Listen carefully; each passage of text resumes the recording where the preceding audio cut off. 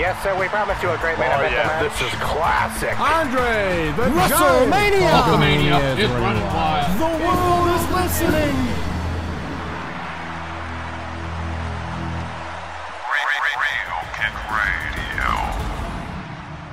Schiavone, what I have right here in my hands is a registered letter from the head, from the owner, well, pretty much the owner of the entire free world, a letter from Ted Turner himself. me. Dear Mr. Jericho, Mr. Jericho, firstly, let me commend you on your recent performances within WCW. Your work has been incredible, your dedication has been remarkable, and your tenacity has been second to none. As a matter of fact, I see in you a lot of what made a young Southern man into the billionaire media maven he is today. You even receive high praise from my lovely wife, Jane, who incidentally sends her regards. Well, Tony, she's such a sweetheart. That's great. I enjoy my summers fishing in your homeland of Canada, as I equally enjoyed watching your father excel in the National Hockey League. So, in regards to your legal search for justice, I have only this to say. This is where it gets good. Your incessant whining and complaining has sickened me, so I must agree with WCW President J.J. Dillon in saying tough luck. The decision stands. Dean Malenko is the undisputed Cruiserweight Champion. Yeah, I can read that too. That's pretty good. What about Jane? What about fishing in Canada? What about Jane, Danny Richardson? What about Jane? What about Canada? This song used to mean so much to little Kevin Scampoli, little bull haircut Justin Bieber, before Justin Bieber was hip, Kevin Scampoli. When Jericho debuted in WWE, I jumped over my couch like 3 times. I was screaming. I've never felt such adrenaline since then, Danny Richardson, than when Jericho, the name, popped up on the Titantron. Yeah, probably one of the bigger debuts, I think, around the internet era, where you already knew people that were coming and going, and the internet started to ruin that surprise, but for somehow the Jericho one still felt special. Holy shit! It was the biggest ever. It was unbelievable, and it was all because he was such a great WCW character, and one of the great examples of how that company was just, I'm going to throw a word out there, was just wrong on certain things. He was so funny, and I guess and he's also one of those, wow, good guys are shitty and bad guys are awesome examples, because he'd come out with his long blonde hair and smile as a good guy, and you never think twice about him, and the second he turns on the heel switch, he's incredible. Yeah, he's the Lionheart, and he used to come out and throw himself up against the railing. If you smell! Thank you, Danny. That is the story I was looking forward to encapsulate everything I just said. You summed it up for me. Very well done once again. But Danny Richardson, this is The Whole Fucking Show. TheWholeFuckingShow.info is the website. Fucking Show on Twitter. Fucking Show podcast on YouTube. And then search The Whole Fucking Show on Facebook to find the Facebook page. I am Kevin Scampoli. Some people like to call me Ivan Cage. It's a long-winded story, but I'll tell it. Okay, so about 10 years ago, oh no, what am I talking about? 14 years ago. God, I hope it was more than 10 years ago. Wow, everything that was a long time ago is just 10 years ago for me. 14 years ago, Kevin Scampoli went online. He had the internet. He was a little young buck. He had his Y2J, he wanted a Y2J shirt, and he was Ivan Cage, and he won the IW title 3 times. He beat Anthony Cutler, Stephon Waters, Zach Mann, Ike Noble, and I'm joined by the man himself. I'm Danny Richardson. I'm Primetime, and I'll be honest with you right now, I'm having a little hard time focused because I'm super, super excited, and I know you are too, about this new THQ WWF game. I can't believe you just said super and then said it again. That was weird. So super excited. I'm having a hard time focused because I'm really high, Danny Richardson, but I'm high on not the RVD stuff this time, but the legal stuff. So it's a weird high, a completely unfocused thing. But yes, THQ, I like the decision. How do you feel about this? It's good. Did you get to read like the details that eventually like kind of trickled out throughout the day? And I did. And basically, for those that don't know, SmackDown vs. Raw, the yearly/annual super video game that comes out, is now going to be WWE 12, which I think is brilliant. But the more I look into it, the more it seems like I was hoping there was going to be a new not publisher, a new developer, like a new game. Give me something new.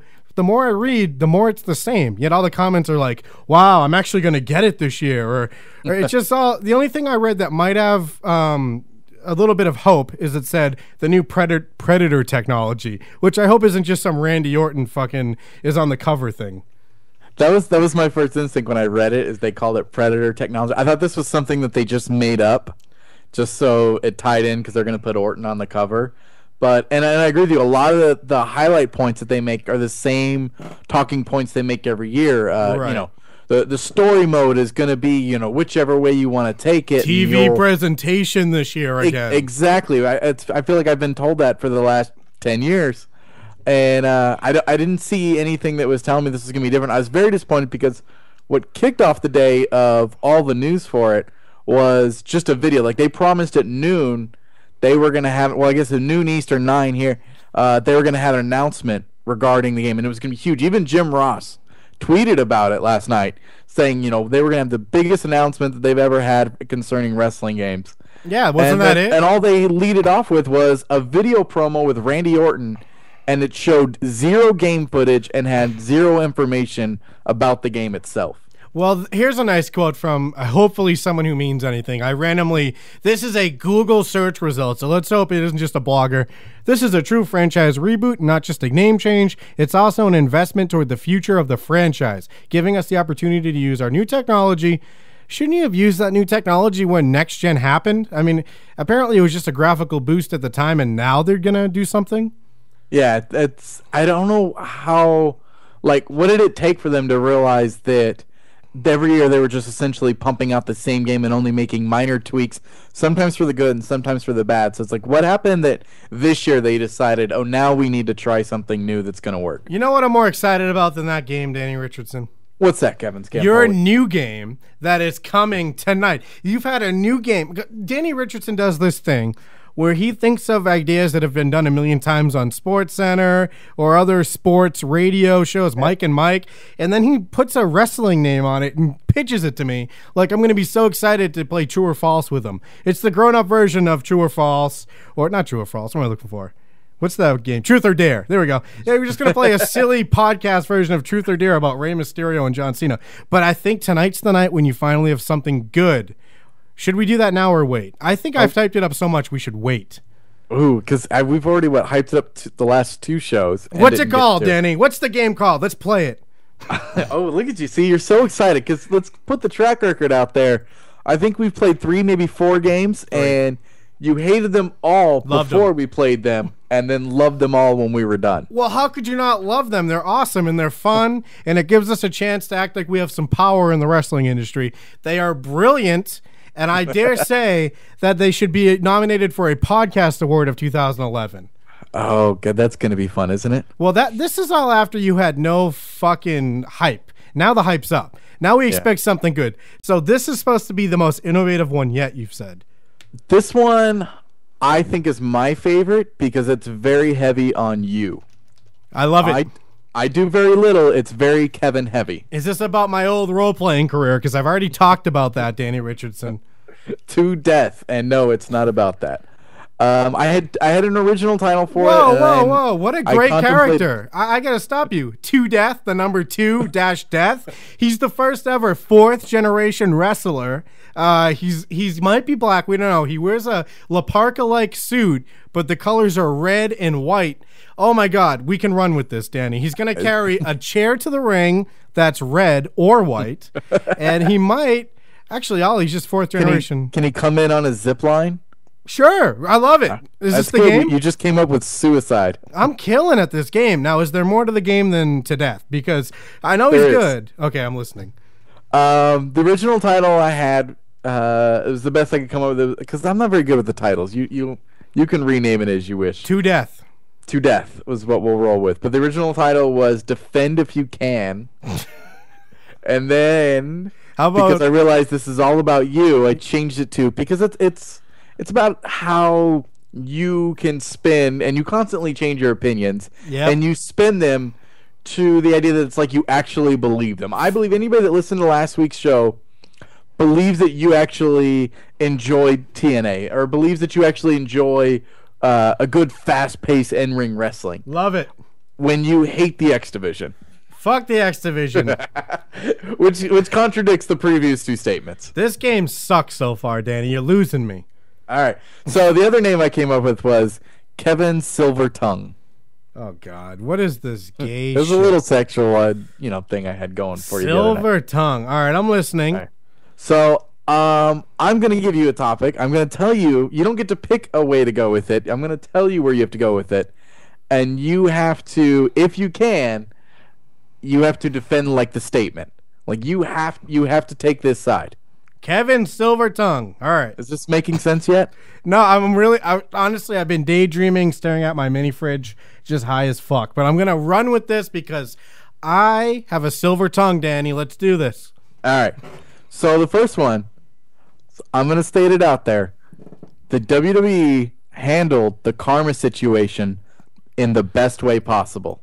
Well, that's just not even fair. You shouldn't say best way possible. You should just say well. No, because that's giving them a free pass. The best way possible. Now you have to defend that. You have to run with that, and you have to convince me and everybody listening why they handled it the best way possible. I think they have, and I'm going to say that because I assume this is the middle of the storyline, and the end involves him giving birth to a giant black hand that no one can explain. Is that how you think it ends? No, but I love the callback. No, I like it. I think it's great. People are so quick, especially in this wrestling. Fucking everyone's a critic on a message board, on the internet, Danny Richardson's phone line. Everyone has something to say anymore. I think this is brilliant. I'm going to say the best way possible. Even my girlfriend didn't like it, but let me actually. Why do you disagree? I mean, I feel like you should just agree with that statement. My silver tongue is spoken. Do you? I like you're getting into it. I'm pumped right now. Well, they had such a good thing going with that. They built for weeks and weeks this monster of a character who, didn't even speak and just walked around laughing, maniacally for weeks on end, and just attacked, different women wrestlers, at random. And now they humanized her, and you can't go back. Like, they made her, she's normal. She comes out and she's relatable and she's normal and she's got a humanized backstory. It's, imagine if they came out and did the same thing as Kane. You can't return to him going to be the monster. You don't remember him saying suck it with a fucking machine to his throat? They made him as silly as possible and he was still a monster. And I think that's a great comparison is the Kane thing. Because then when they try to bring it back to being a monster, it sucks. With Karma, adding sympathy to that character I don't think ruins it at all. Just because she may not have spoken, but she laughed. We knew her voice. How much belief do you need to suspend, and why can't you or disbelief? Which ones? And why can't you suspend it even more to believe that a sympathized character can still have some sort of bite? I just think that it's two different things. It's you can't have the crazy psycho person and then a normal person that comes out and you show me. Oh, by the way, she has a normal life. When she comes back, she's gonna have had a child. Yeah. That means she's out just having normal sex. It's weird. And then you're gonna come. You can't bring her back as the monster. So you've scraped that gimmick. You're done with that, and you're just gonna bring her back, and she's just gonna be a big badass that I think the storyline looks like they're gonna run with it. We're supposed to feel bad for her because she's fat and she doesn't look like the other divas, and they're gonna, the heel divas are gonna make fun of her for not being as attractive as they are, and we're going to root for her to destroy them, which of course she will. There'd be no reason she couldn't. Why do you think she has normal sex? That's why I'm not understanding. Did I say normal sex? Because I may not have meant that. Because, lions have sex. It doesn't make her any less scary. If anything, it's more frightening that she rides some poor human being. And I think the only thing they did wrong was the crying. When she came out and cried, that bit still doesn't make sense in the crazy world or in the normal world. It's just kind of an in-between. We need a week to think about it. I agree. It did seem like they were buying themselves some time because it didn't, coming into the middle of the ring and crying, she didn't explain this week. So that didn't really, she didn't tie it together anyhow. And the crying, the previous week didn't tie into all the stuff that had happened before that. So you're right. It was like it was its own storyline for 1 week. And I like the sympathized face monster rather than the bad guy, just because you want to root for this lady anyway when she's going up against the worst diva generation in wrestling history. Like, the divas need to be the bad guys here, because you're just going to, either way, I'm rooting for Karma to fucking destroy them. But if they can get a little sympathy out of me and give me a reason to hate the Bella Twins besides their faces, like how they're acting, then I'll buy into the storyline that much more. And we don't even really know where they're going to go. They could go some weird direction, like she's psycho, wasn't even pregnant, never had a baby, Jim Ross never met her. What'd you think of the Jim Ross bit? I wasn't sure why they threw that out there. I don't know if it's how much of that is shoot, if that's something that really went down, because Jim Ross quickly went on Twitter right afterwards. He's offensive. Yeah, and he was like, "Oh, just so everybody knows, like, I'm a big fan of Karma. I think she's great." And it's I don't know. It came off kind of weird. Like, it definitely, like, at first I was like, "Oh, they just threw that out there because people know that Jim Ross is kind of in charge of that stuff back then." And they threw it out there and made it more believable. But then when Jim Ross quickly went on Twitter to defend it, made it seem like that really happened somewhere. It kind of made him come off like a dick. Yeah, I absolutely believe it happened, but I like his defense too, because she's really not a diva, like you said, and thank God. Like, I don't know if, like, obviously at the time he didn't say, "You're too fat to be a diva, but you're going to be a great wrestler." He kind of just said, "You're too fat to be a diva," from what I can get out of that story. And I can totally see this because how many lives do you think Jim Ross has ruined over his career? And doesn't he still have that role now? What do you mean he used to? No, he's reduced a lot in the company. Before WrestleMania, he would post, like, he has this little blog and stuff, and he would just post things about how he's just sitting at home and he has no word on whether he'll be commentating at WrestleMania or not. And then, like, when he got called up, he was like, "Well, they asked me to come to WrestleMania. Still no idea on what I'll be doing there." Like, he really just sits around and waits for them to ask him to do something. He always seems to get hurt too. Like, I really needed ice for my shin. Okay, sympathetic Twitter. That's a monster I don't want sympathy for. Jim Ross, you might be the fat, scary diva, but I don't want to like you. But with Karma, I like where it's going, because regardless of what they do now, she's still about 9 to 10 months away from doing anything else, so they could do anything. What do you want them to keep it going as an evil thing and just have it stop? Or do you want some sort of explanation, and then in 10 months you can come back like she never had that speech and people will buy into it again? And that's where I'm going to give all the credit to your silver tongue, because I think in the process of talking this out, I think you might have convinced me, because while we were discussing this, I tried to think of what would have been a better way to have handled her being off of TV for essentially, nine or so months. And I can't think of a better way to go about it. And still keep the monster character. I mean, would she have gotten hurt? Because that could have ruined the monster character too. It'd have been weird that before she ever has a match, she comes out and somebody hurts her and then she's gone. Yeah, and also I like the idea of her having like a nest that she's carried on with a baby in it, and she's protecting the baby the whole time. I love that. But that's a legit, like, possible storyline. You just make her really protective over it. Yeah, and they could just run promos for 10 months, Karma and her baby. Like, what does that mean? Like, I've just forgot already. Are they gonna do like the Triple H, like, bicep surgery videos, and will it just show, like, her giving birth and getting stitched up afterwards? If we're not careful, the only Triple H thing that might happen is that he might marry her. Like, he's been with why was he with China at that time? I think isn't that something that just never gets addressed? Like, is it because he, like, redeemed himself by being with Stephanie, who I love? Let me go on record. I would do horrible things to my family and yours for a chance to be with Stephanie McMahon. Danny's silver tongue over here. But realistically, if you take away her last name, she's not the most attractive female. I think she was at one time unbelievably beautiful. But with China, I think she is now. I will jerk off to China longer than, like, more hours a week than I talk to you on this recording. So however long this is, I'll make it a note to jerk off 1 minute longer to China's sex tapes, because she's turned into something nice. But at the time, she didn't have the chin surgery yet. She was kind of manly, and Triple H was supposed to look down on dirty things. It was just all very confusing. That was definitely her worst. So it's weird that, like, that's when they got on. And then what's worse is it that Triple H was with her when she looked like that, or that X-Pac would be with her Even though she looked better, but after his own like real life friend was with her. That's all weird. And then they're just all drugging out together and just sinking deeper and deeper as Triple H becomes more disconnected and couldn't give a fuck. Anyways, we say this like we were there. We say this like we're Jeff Hardy when Matt Hardy got cheated on by Lita. It's like, what the fuck him? But all right, so far in the game, my silver tongue is 1-0. I think you handled that one well, and I felt like I was going to start off with the tough one because I felt there was no way you would disagree with me on that, but you ended up making me agree with you, and that's by the way, how it's supposed to work. This whole time I've just been moving my head around with my tongue out like fucking Goldberg or Undertaker winning. I've basically have tombstone nothing, but I'm acting like I've tombstone something. That's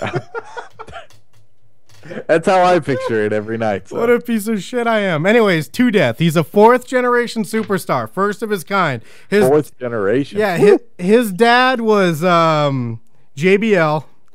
His great grandfather was Umaga. Wait, these people are related. No, I think you went backwards on that one. I gotta figure this out. I don't know his line yet, but he's definitely somehow related to the JBL ancestry, and I think that explains why he works so stiff and wears red and white. I was wondering why he was such a stiff performer, but I'm glad we cleared that up. What's the next question or statement?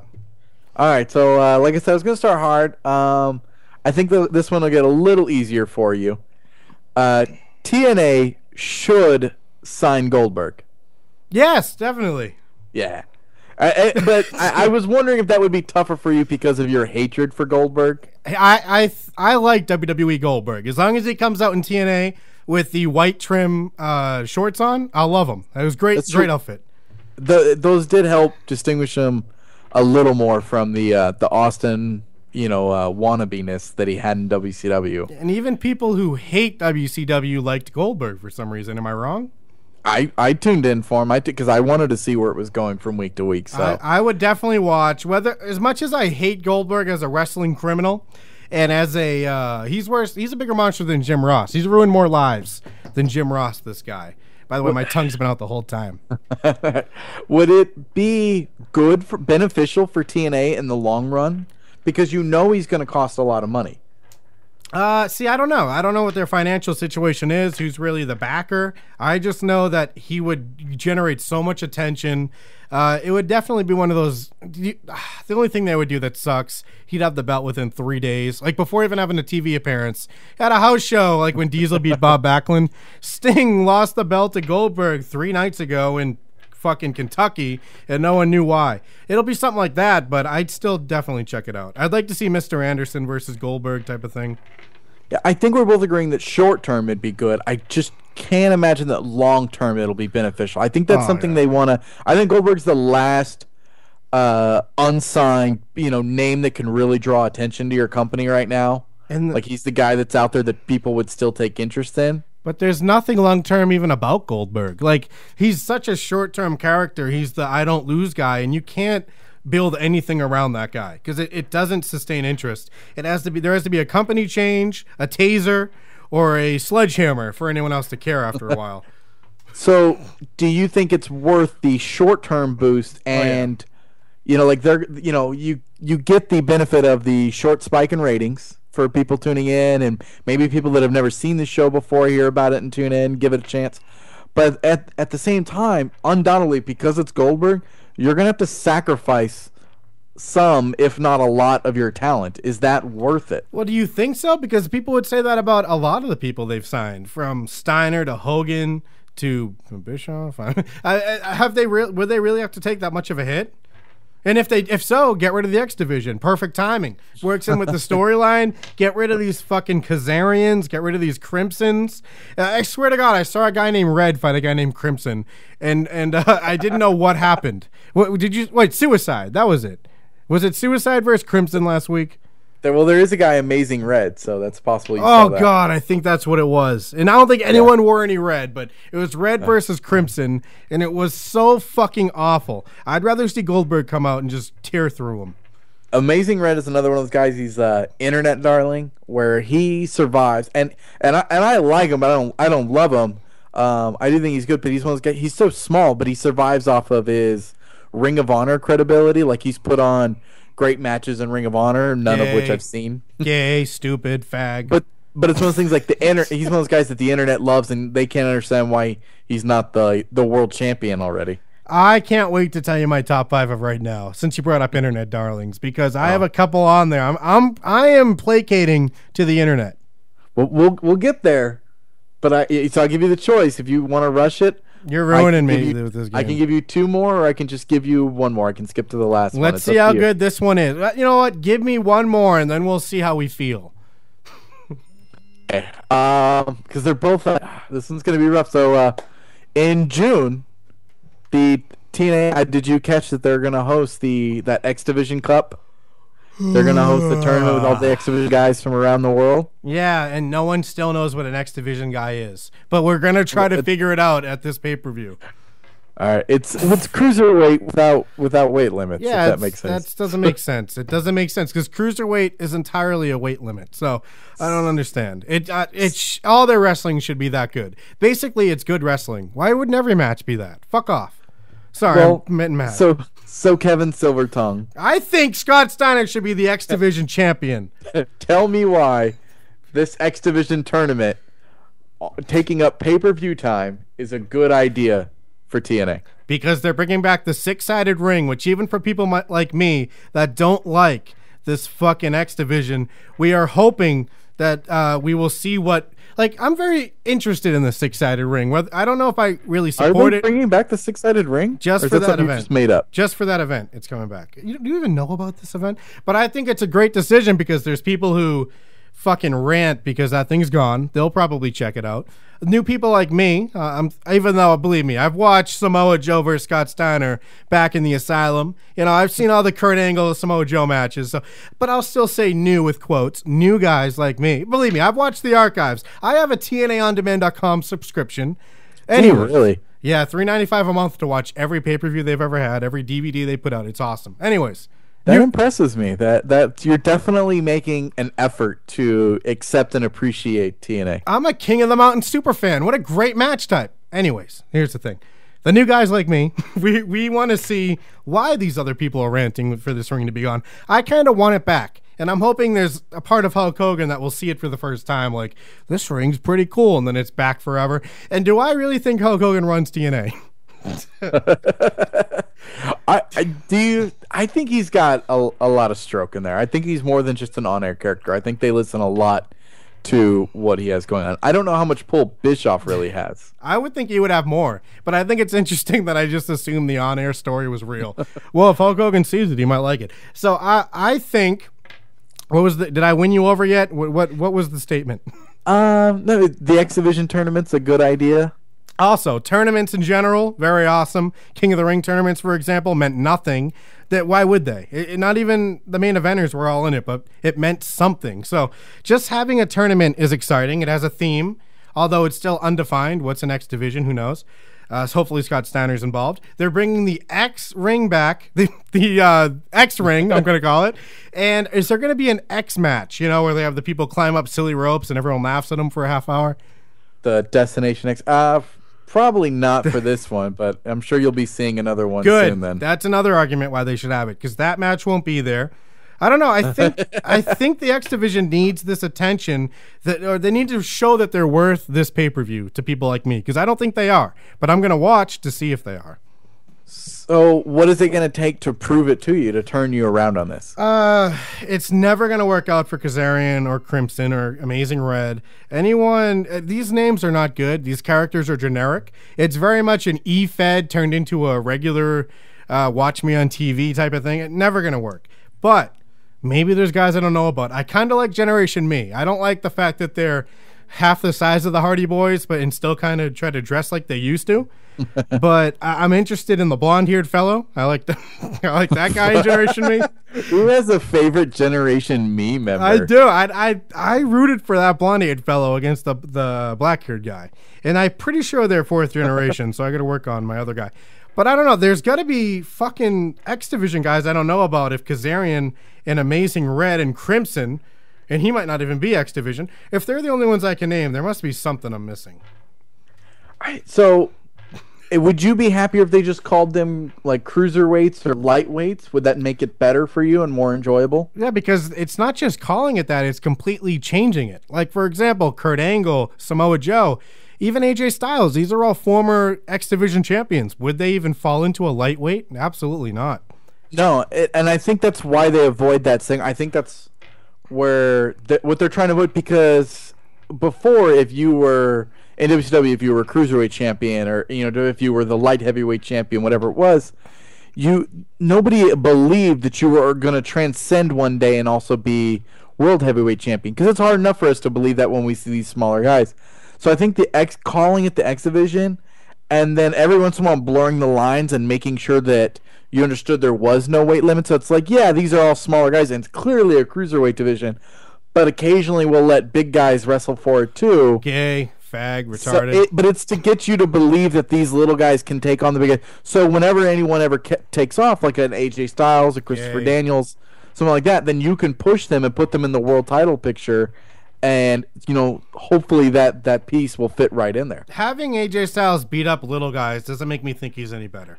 I think what they should do... You don't think of AJ Styles as a little guy? I think he's great. AJ Styles was one of the first 2 or 3 guys. You didn't know that? I asked you if you didn't think AJ Styles was a little guy. Not Your really. defense was, no, I think he's great. Little guys aren't bad. Well, the point is, AJ Styles is one of the first 2 to 3 guys to get me interested in TNA.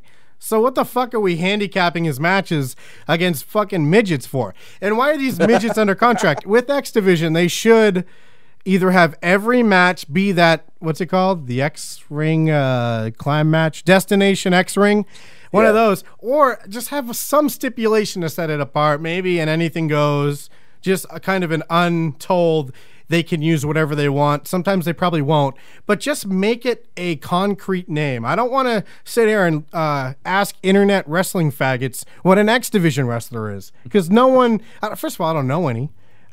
They've all banned me from their message boards for posting this show. I felt like you were alluding to me on that. Because you're always asking me what an X Division you hate internet people, though. That's why I'm not. I do. I have that in my notes, too, today. And I only ask you because you always give me some weird answer about cruiserweights, and it's the same thing. It's like asking why a D battery isn't the same size as a A battery, and you're like, because one's a cruiserweight, but also they both have the same belt. And I don't know what I just said, Danny Richardson. No, that was good. If you tape 4 A batteries together, you can have a D battery. And then they can win the title. It's that simple. They can win the belt. It's like having a fucking triple threat title match. Triple threat title belt. I'd rather have that than an X Division belt. Because at least there's something that makes sense in there. I know what it means. If I stumble every time you ask me what an X Division wrestler is, it's because I honestly don't know either. Because I don't think there is a clear-cut definition. I agree with you, but I see why they don't have one.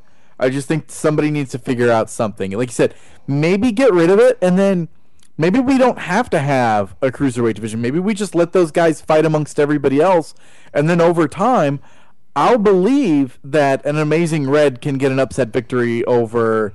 a Scott Steiner. If you just let the smaller guys fight the bigger guys, and you accentuate each person's, strengths and their weaknesses, I'll have reason to believe that anybody could win, and it doesn't matter that they fight for a lower ranked belt, that they could never beat somebody that's, that weighs more than them. We gotta stop talking about TNA. Seriously. You summed it up perfectly. It's the most TNA we've ever had in one show. You said the words, somebody has to think of something. And that was all you should have said. Just that sums up the X Division. It sums up a lot of things happening on Impact Wrestling, which, by the way, I love. And Danny Richardson, I think my silver tongue is 3-0, and I want a 4. Wait, don't you decide? Did I win you over on the last 2? What's the rules here? It's your game. You definitely were 2-0 going to that one.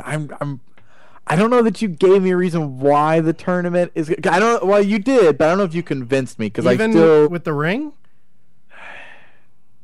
I didn't know that about the ring. I don't know. See, are you really sure about that? Yeah, they're bringing it back for this one event. That alone is worth. Was that a Foley announcement? It's just kind of a known thing amongst us wrestling website gossip spoiler people. You gotta let me in on the know of it. Six-sided ring. Just look it up, my friend. It's not that crazy of a term. I don't know why I'm getting mad at you for not Googling six-sided ring yet.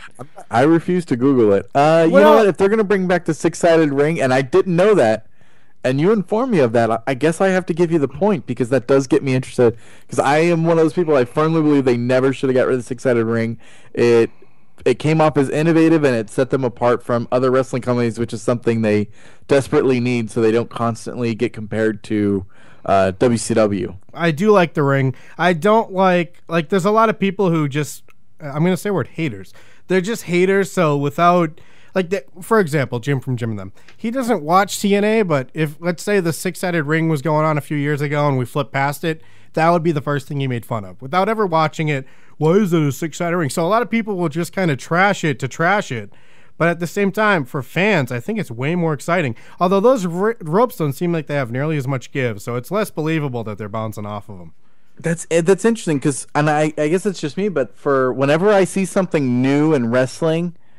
I'm instantly interested in it, and then I'll make a decision whether it turns out to be good or bad. I'm always interested in something new because wrestling, for the most part, is the same thing week after week for the last 20 years. It's really rare that we come up with new stuff. I mean, what's the new big thing that has come out? In recent times, something like you take the Hell in a Cell. Well, we've discussed it. All it is the steel cage, and you put a roof on it. Yeah. It's what they did with it that made it seem like it was something big and interesting. But, Elimination Chamber came out. Well, it's a steel cage, but with pods, and they just kind of stuff never really feels totally new. And something like a six-sided ring, it's a small thing, but that's a huge change to what we've just known as standard wrestling. Hey, Danny. Yes, Kevin. You want to buy a ring? Are we going to buy a ring together now? You want to buy a ring? Start a wrestling league? Can we buy? You never asked if I wanted to buy a six-sided ring with you. I'll buy one. They're available. They're on the websites. We should get a six-sided ring, set it up in our backyard. We can have street wrestling. How's this? Let's start this. Backyard Wrestling Federation, BWF. That's not creative at all. It's definitely there. By the way, Mr. Byrne... We'll make our videos. We'll put them on YouTube. Is Mr. Byrne notice being serious? What the hell is a six-sided ring? That's impossible. Or is that's like a joke, right? Like a ring is a circle type of thing. Squared circle. Wow, is he? And I feel like we have to wait for him to catch up to hear that. He can't be. He has to be familiar with the six-sided ring. That was that was a year ago. I mean, that's not that long ago that they had it. He's a bigger wrestling fan than us, I thought. I think now we're gonna start taking these people down a peg. But Danny Richardson, give me question 4. My silver tongue needs.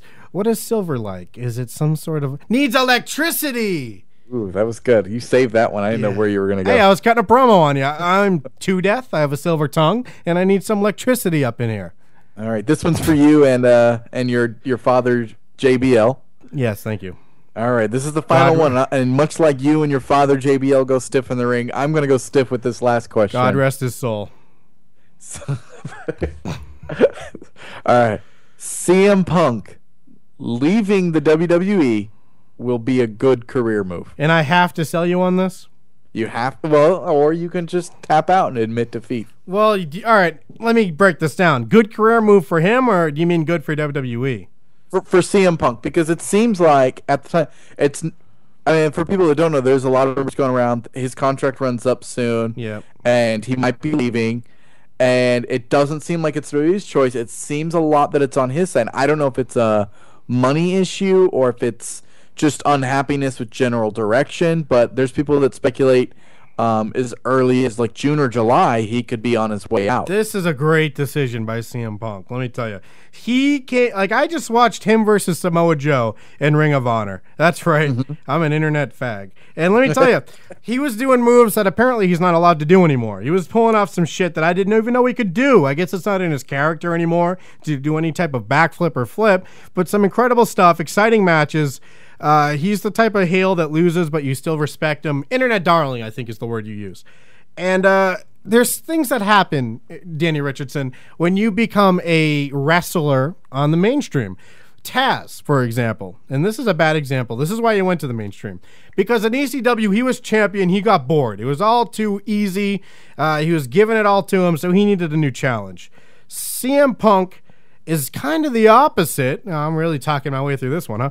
He isn't being given enough or too much, and man, I should have thought this one through. So he needs new challenges. You're going good. I like where you're going with that. All right, perfect. Then I mean everything I said. He needs new challenges in his career. He needs a refresher. It's not like he's not going to be able to come back at a certain point. It's not like he's not a talent. He's not valued. If anything, I want to see CM Punk show up in a six-sided ring. And let me tell you, if he's the X Division champion, all of a sudden that division makes a lot of sense to me. I think it's a great idea. I don't know why I didn't ever love it now that CM Punk's there. And he needs to be able to perform to a potential that he's capable of, and the WWE is not letting him do that, as evidenced by Stone Cold Steve Austin's radio show speech about, well, not speech, but answer of a question that said CM Punk is one of the most underused guys in the ring and on the mic. Yeah. And I like everything you said. There's a few points I would have made, but I think you're definitely onto something. I think, and it kind of differs from the question here, but more than CM Punk benefiting, I think TNA, if they sign him, could be really benefited from this. That would be, unless there's somebody I'm missing, that would be the first guy that they've signed away that is a main eventer in WWE, and they've gotten them to come to TNA, like while they were still that main event status. Like, who else is there that they got that wasn't past their prime? Are you trying to do a Mr. Byrne notice joke? Because he was joking about the six-sided ring. Are you really? Did you mean that statement? Because your tongue is not silver right now. It seems like you went in the bathroom, dipped your tongue in the toilet, and came back and said that shit. Kurt Angle. No. Yeah. But when it's different because Kurt Angle, for them, they felt he was done. No. He left on his own accord. They wanted him to do some sort of rehab, and he didn't want to. Like, I remember he came off as the bad guy at first. Like, what a psycho. He's hurting people in the ring. He has a broken neck. He's on drugs, and he just quits. And it was like a rehab situation where he didn't agree, and Didn't they also let him out of his contract? Oh, yeah, absolutely. But it was definitely, that was the main storyline for us internet darlings. I like how that could mean anything. Go ahead. And I feel like the Angle one's different a little bit, and I did consider him, but one, TNA wasn't what it is now. Yeah. Oh my God. I think it's a much bigger fan base now than what it was when Kurt Angle joined a couple years ago. Oh my God, this kid, Jesus Christ.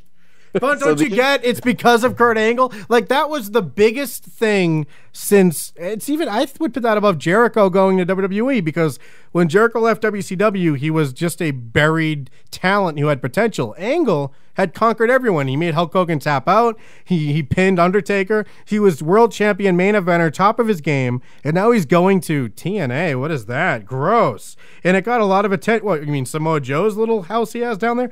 Like, it was a huge fucking deal. CM Punk, for one, is not. Do you really think he's still a main eventer when he's getting buried by a fucking Big Show punch and 2 Randy Orton clean wins back to back? And now I'm starting to think, I think you have a point there, and it's possible. And there's something I've had in my notes for a while to bring up that I think it may just be I'm bored with Kurt Angle. Yeah, definitely. I think I have been for a long time, so maybe I just don't. I don't feel like he mattered as much when he went. And he did, like, he turned over, but I mean, and maybe he was the one that brought them up to the level they are. Like, he's a big part responsible for that. But if CM Punk goes, I think he could reap more of the rewards of Kurt Angle's work. You're seriously like, there are certain guys I don't understand how much you hate them till we talk about it, because you don't blatantly go, I hate this guy, I don't like that guy. It just comes through in what you say. Like, I didn't know you hated Kurt Angle. There's been hints of it. Like, we talk about Lesnar versus Angle, and you were saying Lesnar was big because they didn't trust Angle to carry the title, and I'm like, what is he talking about? Like, I thought you were psycho then. But this proves it. You put him with Jeff Hardy. Like, you don't like Kurt Angle, I guess. No. I don't. There's very few people I put with Jeff Hardy, and Kurt Angle's not one of them. I do like Kurt Angle. I have a list of matches that I love with Kurt Angle's. I think it's just Kurt Angle's time in TNA. And it's like, it's been in bad. retrospect, it's all a blur. Every storyline he's had, they put him in with it, and they've just drawn it. How long has this same Jeff Jarrett storyline been going on? Dude, I don't know who to blame for this one. I'm not blaming Kurt Angle. I think the character, somebody needs to do something better with his character. There's so much potential.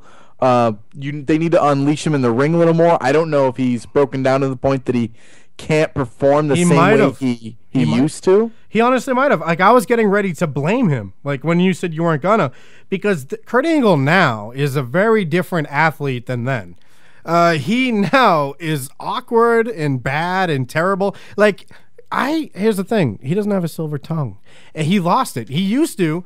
Back when he had hair, going into first getting bald, into the intense Kurt Angle of WWE, he was entertaining, believable. He was pretty insane. And I know insane doesn't mean, it's like X Division. I'm using it in that context. Not crazy insane, but just awesome insane. You know, like X Division just means awesome.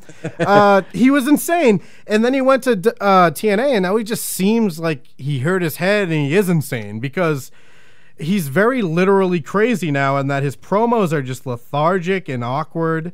He doesn't seem to know what he's going to say. Like, I feel like scripted promos need to happen for a few guys, and he might be one of them. It's awkward. I think you're right with that. I think the problem with him is he is, like, on the mic, at least, he is a shadow of what he once was. Oh, God. And maybe it's because nobody knows how to advance that character. And I think the blame might fall on TNA. Like, they just like, well, we have Kurt Angle, and they just keep, letting him be Kurt Angle. Yeah. And they're not keeping him fresh. They're not doing anything with him.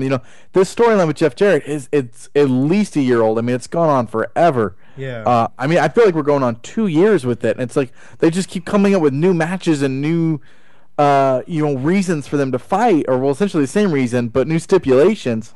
There's a lot of parallels between this and the Michael Cole Jerry Lawler feud, in that it's going to end in a burying. I wouldn't be surprised if Bret Hart came out at this pay-per-view and just helped the burying happen like Michael Cole. Like, this is not going to be a challenging match. It should have ended in the tag match, but now they're just going to let Kurt Angle fucking destroy Jarrett just because Jarrett's been getting the cheap wins, and it's leading up to this match, apparently, hopefully, and it's just going to be a burying.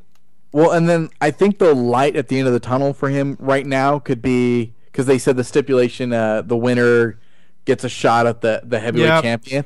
I think that, like you said, if he can they let him go in and just destroy Jarrett and be done with that for a while, or hopefully forever, then you throw him in that world title picture, which is getting kind of stale, suddenly could seem more interesting. And I might get more interested in Kurt Angle because I've been so bored with him forever now with the Jeff Jarrett thing. Like, just get the Jarrett thing away from him and let me see Angle and RVD feud over a couple months. Yeah. I don't know if Angle Sting's going to be any good. Angle Anderson. Oh, that'll be great. Both of those will be awesome. You're crazy. Sting is a god. Now, what a weird way to take the attention. But yeah, I think the reason why this Jarrett thing went on so long is because they were kind of waiting for this world title angle to finish up, because obviously he beat RVD just because he's probably going to take RVD's place in that whole thing, and it kind of makes him not involved and not believable because they obviously hold him above everybody, but they kind of make him involved. Plus, after he beats Jarrett, he's going to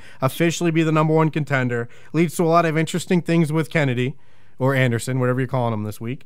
And I think that's one of the things, is that this triple threat world title thing was going on for so long. They wanted Angle back, and it's so bad, and they couldn't really put him in yet. But what about fucking my boy Samoa Joe? What's happening with him? I think that TNA's definitely to blame there. I don't understand how you've been burying a guy. I mean, it seems like essentially since the Hogan crew took over, Samoa Joe gets buried, and I don't understand what the reasoning behind that. Like, this is when you have the eyes of everybody looking at you, and this is your chance to do something. And you have Samoa Joe, a guy that stands out from other wrestlers. Why aren't you highlighting him? We got to talk about my top 5. Oh, I'm not doubting he's not on there. I think you used to hate Samoa Joe. When you first came around to him, you had a Samoa Joe created wrestler, and even when you played with him, I think you would insult him, and you did not like him. You hated his shitty brown tights, and you hated that he was overweight. And what? You might as well call me a faggot right now with what you're saying. When you first discovered Samoa Joe, I remember you not liking him. Don't do this. Don't say that. Don't even talk to me. You're talking to a guy with the silver tongue, and also a guy who got, before I ever liked TNA, I Netflixed, I don't know how I got this, must have been Netflix, a Samoa Joe DVD. Was it any good? Yeah, I guess. No, it was great, but I was, at the time I didn't get it. I thought he was, and this was years ago, I thought he was a fatso.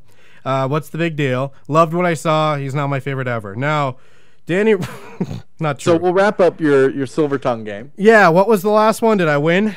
CM Punk leaving. I will give you 3.5 points out of 4. Well, it's annoying because you wanted me to do it from his point of view. Then you did it the opposite. You were like, "This, who cares about him? This benefits TNA." Well, no shit. If that was the statement, I would have went with that. No, and I'm not discrediting. You don't lose points for that. You're okay. Okay, Jesus.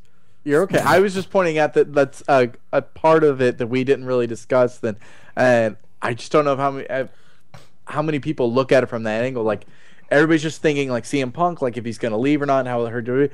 I think how will he benefit in TNA, and like how will they benefit from him? I think they'll benefit more than anybody out of the. Well, let's make it clear.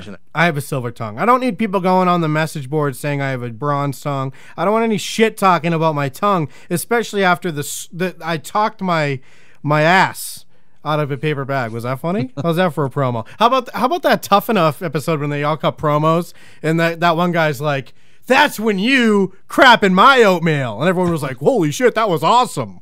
that was good though, because it was a callback to Bill DeMott telling everybody that they're pissing in his Cheerios. Oh well, touche. I like it then. I thought he just said that for no reason. That's when you crap in my oatmeal. No, because it was something that Bill DeMott would say to them, something similar. So he kind of turned it around, tweaked it a little bit, made it his own, and that's why a part of it that made it really good. Like, he's the only person that is that he encompassed things that have actually gone on there into his promo. Danny Richardson, we have so much to talk about. We have to do the King of the Ring tournament. Not going to start that tonight, obviously. We have to do our top 5 of right now, which I think we're going to get into. There's an awesome wrestling pickup line video. I'm just going to run through things that might come up at some point. There's dream cards, Danny Richardson. We must read from others. It's your find. We'll get into that at some point. They might, like, my dream card got 4 stars last week. Yours got 3. Actually, mine got 4.5, but whatever. I think they might be better, but we'll see. But right now, Danny Richardson, I need everybody. Go to this website. thewholefuckingshow.info. No, also, jimandthem.com/forum. That is the message board. The whole fucking show has a section finally. And let me tell you something. There's 2 fucking threads, and they're made by me and contributed to by me because I've never brought this up. So please go register. Give the whole fucking show some legitimacy. Show people that wrestling matters on the internet. Jimandthem, JIMANDTHEM.com/forum. Danny, I'm talking to you too. What the fuck? I'll admit, and we've talked before, I tried to log in, and that's when I just turned into a complete internet retard, because I logged in, I signed up for an account, and then I went there and tried to post on our little message board, and it wouldn't let me. And you said it was because it thinks I'm a spammer, and you never offered any solution. I don't know if that's your fault or mine. And I just gave up from there. I don't understand why I value your opinion when you tell me things like this. When you tell stories like this, I think somebody deleted you because they thought you were one, meaning re-register. Just put "I'm not a spammer" in your profile. We're very defensive because we finally have a pretty good audience there representing the RKR universe, and we're trying to keep these spammers out, Danny Richardson. But top 5 of right now. We've done top 5 ever, which we could run through again if you remember yours. Obviously mine was Shawn Michaels number 1, and then 4 other guys. You had Shawn Michaels as number 1, then 4 other guys. And I think this list is just as important in judging a human being as an all-time list. Because at this point, there's guys in the past, Danny, that should be on top 5 ever. Ernest Miller, he was utilized wrong, but if you talk to me in '98, he was fucking number 5, and he should have been. It showed people that I was a better wrestling fan than people that didn't agree with that statement at the time. Now, Danny Richardson. Yes, sir. Did my silver tongue work there? No. So I have 3 lists. I don't know how to do this right. I have a WWE list, a TNA list, and then an overall. You said you don't even have TNA people on your list? I don't, because, the thing is you gave us instructions. You said, I want your top 5 wrestlers for right now. Right. And that was the end of the instructions. So I felt it was open to interpretation. And when I sat down to make this list, the way I looked at it was not who are my favorites necessarily, but who is it that when I'm flipping channels, like if they're on TV, who do I not fast forward past the DVR? Like, who do I always stop when they're on, whether it's for a promo or in a match. Like, who am I always interested in? Like, who's the top 5 that I'm most interested in right now? Well, what I found hardest about this, and by the way, great game tonight, best one yet. I'm looking forward to the next one. This is a one that needs to come back, Danny. But my problem with this list was, do I include people like I wanted to put John Morrison, but he had surgery and he's out for a while. Does he still count? He didn't retire. Like, people like that were kind of hurting me. I didn't include him just because, I don't know, I guess right now is pretty specific. Yeah, and to be fair, I didn't even think of John Morrison, but if I had, like, say he was still currently wrestling, he'd definitely make it on my list. And I wouldn't know, it's a separate list. Like, I don't know if Morrison would make my top 5 right now. He might, but I'm definitely fascinated by him, and he's one of those guys you always stop to watch. You watch his matches, maybe not so much his promos, but you watch them because you're curious where the character is going to go. Yeah, I want to see how many times he apologizes or says, just kidding. Oh, just kidding, guys. So, yeah, he's definitely I kind of want to switch it up. But he's not on this list now. And maybe he should be over one guy. And I had one similar to that. Somebody who was a TNA guy. There's 2 TNA guys that I almost put in, but one that is a TNA guy that I thought about that I could fudge a little bit and put in, but it's not active enough, not continuing enough. I thought you'd give me crap if I didn't put Mick Foley on the list. But I was like, he's not really active enough to be considered a right now guy. Oh, I almost just disconnected with you. Oh my God. Oh yeah, it's like putting Taz. What are you talking about, man? This is That's now. What I'm saying. Like, I didn't want to hear it from you. Like, oh, he's your second favorite wrestler of all time, yet he's not even on your top. I didn't know how much you'd consider him, right now. And I was like, what? Like, because if Foley was wrestling, regardless of how broken down he looks and how much he hobbles to the ring, I'd watch him. I still watch him when he comes to do promos, but I don't consider him an active wrestler, so I easily dismiss that. Oh my God, I was about to turn into fucking two death over here. Oh my God, I was gonna clothesline from hell you with my silver tongue. What a great character. So that would be awesome. All right, let's do overalls. Number 1 for me. Are we gonna go top to bottom, bottom to top? What do you? I feel like we should go number 1. Mine aren't even 5. really in any particular order, I guess. I think you could come up with one, right? As long as our truth isn't even on the list, I'm happy. Fuck. By the way, I know he is because you're such a fuck. I don't know why I'm mad about that. Number 1, let's start with 1. Number 1 for me is CM Punk right now. Oh, you know what? I'll tell you what I'll do. I'm going to reshuffle my list every time I agree with you. So I just changed your list? Well, yeah, because he is on my list. And so I like I said, it wasn't in any particular order, but he was on there, so I'll put him on par with what you had, so we don't have to discuss. Should we do this like Go Fish, where I'll just go 1 through 5, and you say yes, that's on my list, and you don't really tell your order, because it doesn't seem like you're committed to any number 1, 2, 3, or 4. So we'll play Go Fish. CM Punk, I got him. Perfect. We're on the same page. Now give me your CM Punk. Thank you. All right. And I'm not interested too much in the Nexus. Never was. But I still love CM Punk just because he comes out and kneels down when he goes to the ring. I think that's genius. Like how these people try to come out with their fireworks and Batista's machine guns and Edge pointing up with fireworks. CM Punk comes out, goes to one knee, looks around, he brushes his fingers on the metal like it's sand, and then just walks to the ring because his song is so fucking badass and his hair pones. We are suckers for the smallest things because my similar thing was I like when he's cutting a promo and he sits Indian style. Yep. And the little spotlight comes on him, whatever. Like, the first time he did that, I told you, like, that's when he sucked me in. And he's continued to do that, even when it's at the top of the ramp or something. I like that. I feel like he's there you go. It took the chorus. I turned the wrong thing down. But yeah, I'm not going to pretend like I did that to interrupt you so I could talk, but I'm just going to do that. Yeah, I agree. And continue. No, and so, we both agree, promo work, mannerisms, everything like that, like, he's very interesting. It's a well-developed character. I think it's much better than when they were doing the Straight Edge Society with him. I couldn't have been more uninterested in him when he was on SmackDown doing the Straight Edge Society. Here it is. Because the people they surrounded him with. Even through the darkest days, this fire burns. How awesome is that? His Twitter should start with that. Every tweet he sends should start with, even through the darkest day, this fire burns. Then he talks. Then he says, so his tweets are all like 40 characters. But anyways, I agree because I didn't like Straight Edge Society just because I didn't like wrestling much at the time. But I would have fucking loved it because he was so creepy.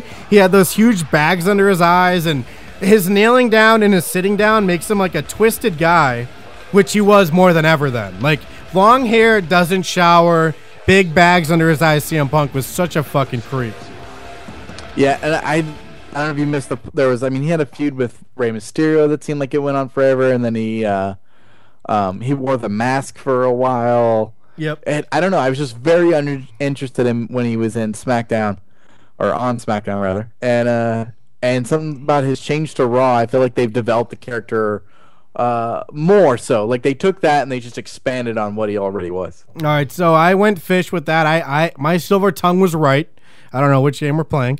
CM Punk, number 1. This is a weird number 2. Okay. Like I'm going to switch it. I'm going to switch my number 2. Go ahead. I wasn't sure if we established this. So when you say number 1, is he your number 1 right now? Yeah. Oh, okay. So you're going that. All right. Yeah, he's number 1 right now. And my number 2 was originally somebody else, but now it's this guy. Awesome! I came to play. I can't take him out. For some reason, in the order I have it written here, I have him at number 4 and my number 4 guy at number 2. So I'm switching them. The Miz, Danny Richardson. Have you lost interest yet? No. Would you like to have my Miz card? Fuck yeah, give it over. You were killing it this goldfish. I always used to say this when I was going to play Go Fish.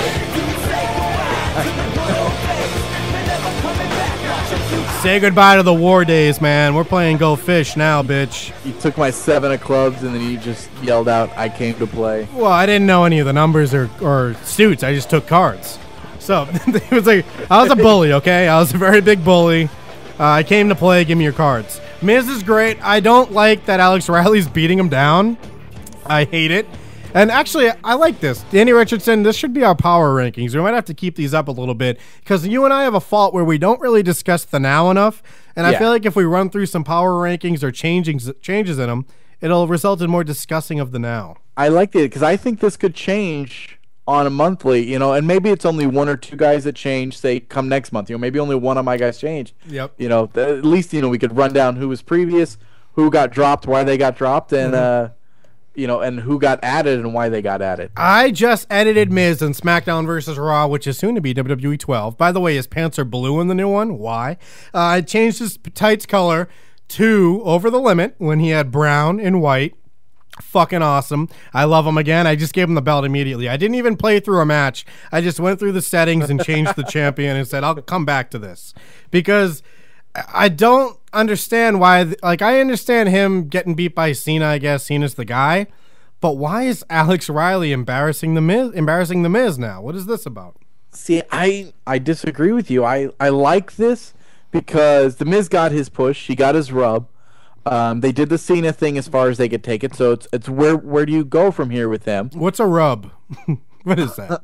Are you being serious with that? Yeah. I never know how serious to take you. I feel like you're tricking me into talking just so that you can interrupt me with some music. Well, is a rub like a rib? What? No.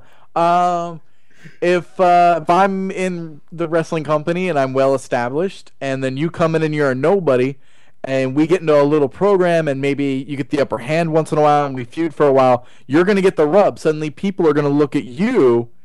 They're going to take you more seriously. I'm giving you credibility just by being associated in a feud with me. That's stupid. Why is that stupid? Why is it called a rub? That's retarded. Like, rub is a verb. It's like some of my credibility is rubbing off on you. Okay, so you're rubbing me. I'm giving you the rub. I'm going to give you the rub, Danny. I'm going to bring you up on my level next week because I've been burying you on the whole fucking show. But from now on, I'm going to start rubbing you a little bit. So, I would like to get some of your rub. But why does Alex Riley deserve any rubbing? The guy he's awful. They've made him look terrible the whole time. And I understand maybe they're saying he looked bad just because he was under the Miz's wing, given bad advice, wasn't really being mentored but being pushed around. But at the same time, he was still just getting fucking embarrassed by, I guess, Cena, the same guy who's, you know what, the more I talk about it, the more I don't care as much. I guess it makes sense, but I've always disliked Alex Riley from the only time he kind of started to rub off on me, if I can use that phrase, was when he had a silver tongue. No, one week he came out with this vest that was his stupid jean jacket, but a vest, and it was like all shiny and shit. I thought that was a great uniform, and that's the only time he rubbed a little bit. Otherwise, he's just been an embarrassment, and now they're making Miz, former WWE champion, get pushed and walked all over by this guy. I think it'll be one of those things where we'll see Alex Riley on free TV is going to get the upper hand, but ultimately Miz is going to come away the victor in this. And so it's just a matter of, can this help reestablish Alex Riley's career? Because he's been, you know, the beat-up guy. He's the guy that Cena could get his hands on so that you didn't get to see him get his hands on Miz. You know, he's the guy that Randy Orton got his hands on when you couldn't see him get his hands on the Miz. So he's been, you know, the brunt of everyone's beatings for so long that it just diminished him as a wrestler and a character. So he needs something to turn him around. So he gets a little face push.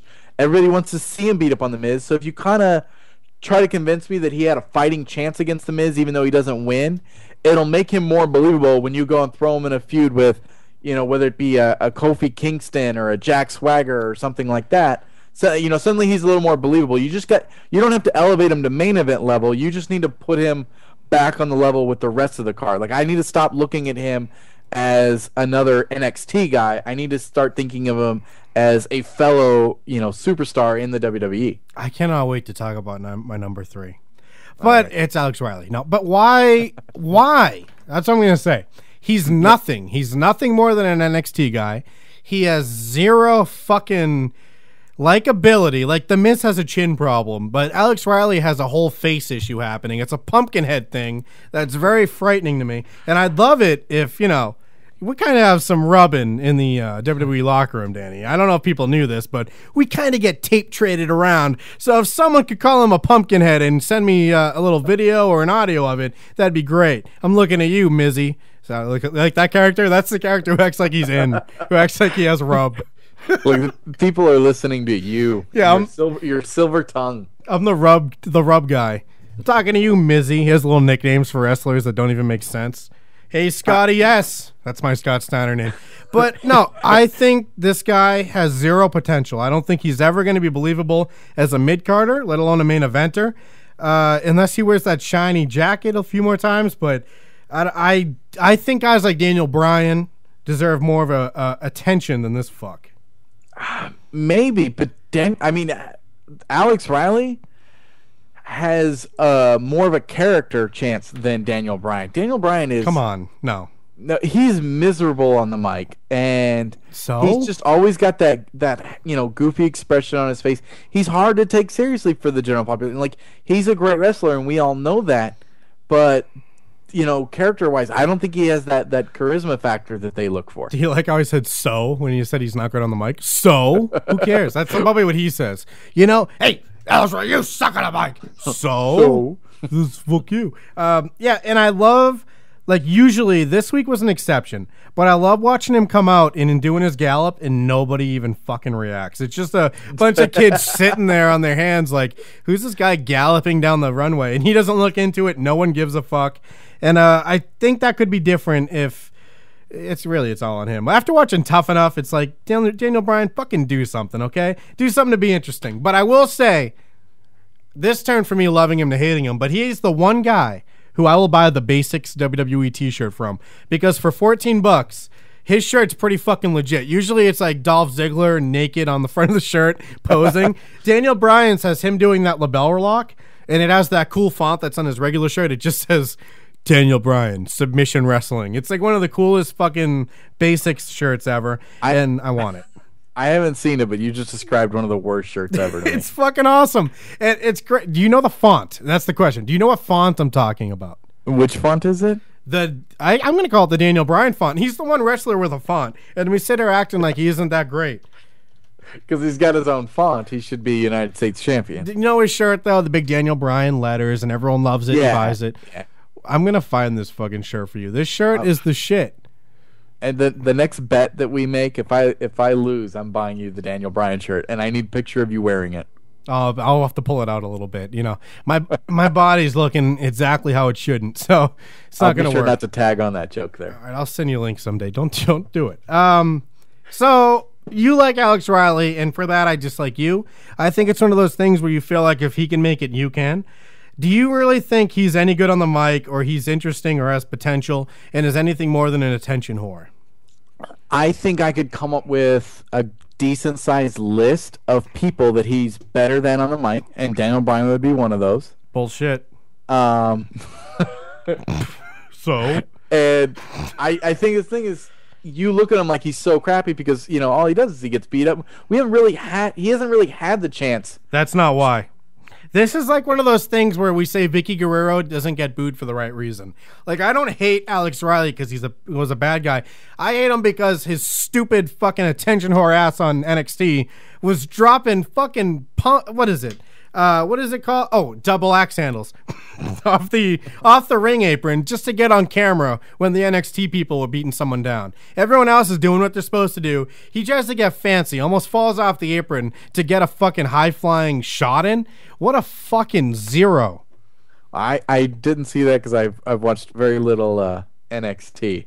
Me too. So I missed that. But I'm not saying I believe he should. I'm explaining why he's in the program with Miz, and I think it's a good effort on their part. Like, if obviously they sign him because they think, everybody they sign they think has a chance to be big. So you got to try something at some point. Yeah. To elevate him. So this is going to be their effort. Like, this is going to be Alex Riley's chance. Like, here's the ball. Like, here's your chance to run with it. Go do something. Impress us. Give people a reason to care about you. So now after this, where it's like a huge face turn for him, and people are loving it because they want to see him. The general crowd that's there, like, they want to see him beat up the Miz, and they cheer for him. So he needs to be able to capitalize on that. Oh, and if he can't do it, then then that's where it reflects on him. Like, he deserves to get pushed back to the bottom of the card. don't get me wrong. He'd have a great feud with Michael Cole because that's the only person I believe he could beat. But he's not a wrestler. Believe me, Josh Matthews was missing this week. We can throw Alex Riley on the announcer booth and have a funny little kiss my foot bullshit match. But I don't want to see this guy on a card. I don't want to see this guy on a marquee. Look at me, I'm cutting promos. That's when he shits in my oatmeal. I used to feel the exact same way about The Miz. And I never thought I'd be proven wrong. Yeah, but and here he is, number 2 on my current top 5, my power rankings, if you will. And so I don't think Alex Riley's ever going to be a main eventer, but maybe I do believe there's a chance I could always be proven wrong on that. Oh, why don't you think he'll be a main eventer? Were you trying to shoot him down? By the way, I just put the Daniel Bryan, the basic shirt is in the chat. I need you, Danny Richardson, to click on that link. This thing. I am working on it now. Let me know what you think of this shirt, because I'm going to wear it, and I'm going to wear it proud. I won't even pull it out, because I might ruin the... Actually, if I put this on... The whole wrestling, where it says wrestling, would just be folded into my gut. You wouldn't even... It would just say submission. Yeah, this is a... cool shirt. It's almost cool. I have this strong rule that I refuse to bend on. I don't like buying wrestling shirts that have pictures of the wrestlers on it. It always ruins a wrestling shirt. Silver tongue coming right up. I 100 times agree. I hate... all the basic shirts because it's like Rey Mysterio holding his finger up like, I'm number 1. And it's just like, first of all, shirtless people on a shirt, I always had a problem with that. And I don't think it makes any sense. I'm offended. I saw someone with a Johnny Knoxville shirt, and it would have been fine if Johnny Knoxville had his shirt on the shirt. Very upsetting. But here, it's basically his regular shirt, but instead of that ring logo, which is still on the bottom, it's just him doing one of the best submission moves in wrestling. So it kind of works. You don't see anyone's nipples, really. They're all shaded out. You just see a couple thighs, which I think is okay. I'm looking at this shirt, and what I do like about it is if you just took that image of him and whoever he's got in the submission hold there, if you took them off that shirt, I just think of how much cooler that shirt would be. Yeah. That shirt just said submission wrestling on the front, and had the little lines, whatever behind the font, and then on the back you take that little Daniel Bryan logo with the ring and everything, you put that on the back, at the neck, and made the little WWE logo. I'm thinking, like, what a great shirt, because you could wear that around and people that don't know are going to think that's some sort of MMA related shirt or amateur wrestling shirt. People don't know that that's a professional wrestling shirt, and that's what I like. I like wrestling shirts where the people that are wrestling fans get it and they're cool with it, and people that aren't wrestling fans don't get it and they're not in on it and they're not looking down on you for wearing it. I'm going to ignore everything you just said because I hate you when it comes to wrestling shirts too, because you're afraid to let people know you like wrestling and you don't want to wear. It's very weird. I don't like it. You think like it's uncool to walk around in wrestling shirts, but I love how the chat room hates the shirt. This is the gayest shirt of all time. That's awful. Just complete. You hate the shirt. And I thought it was a cool shirt, and I'm starting to rethink it. But Danny Richardson, number 3 on my list of right now. Get ready to give me your card.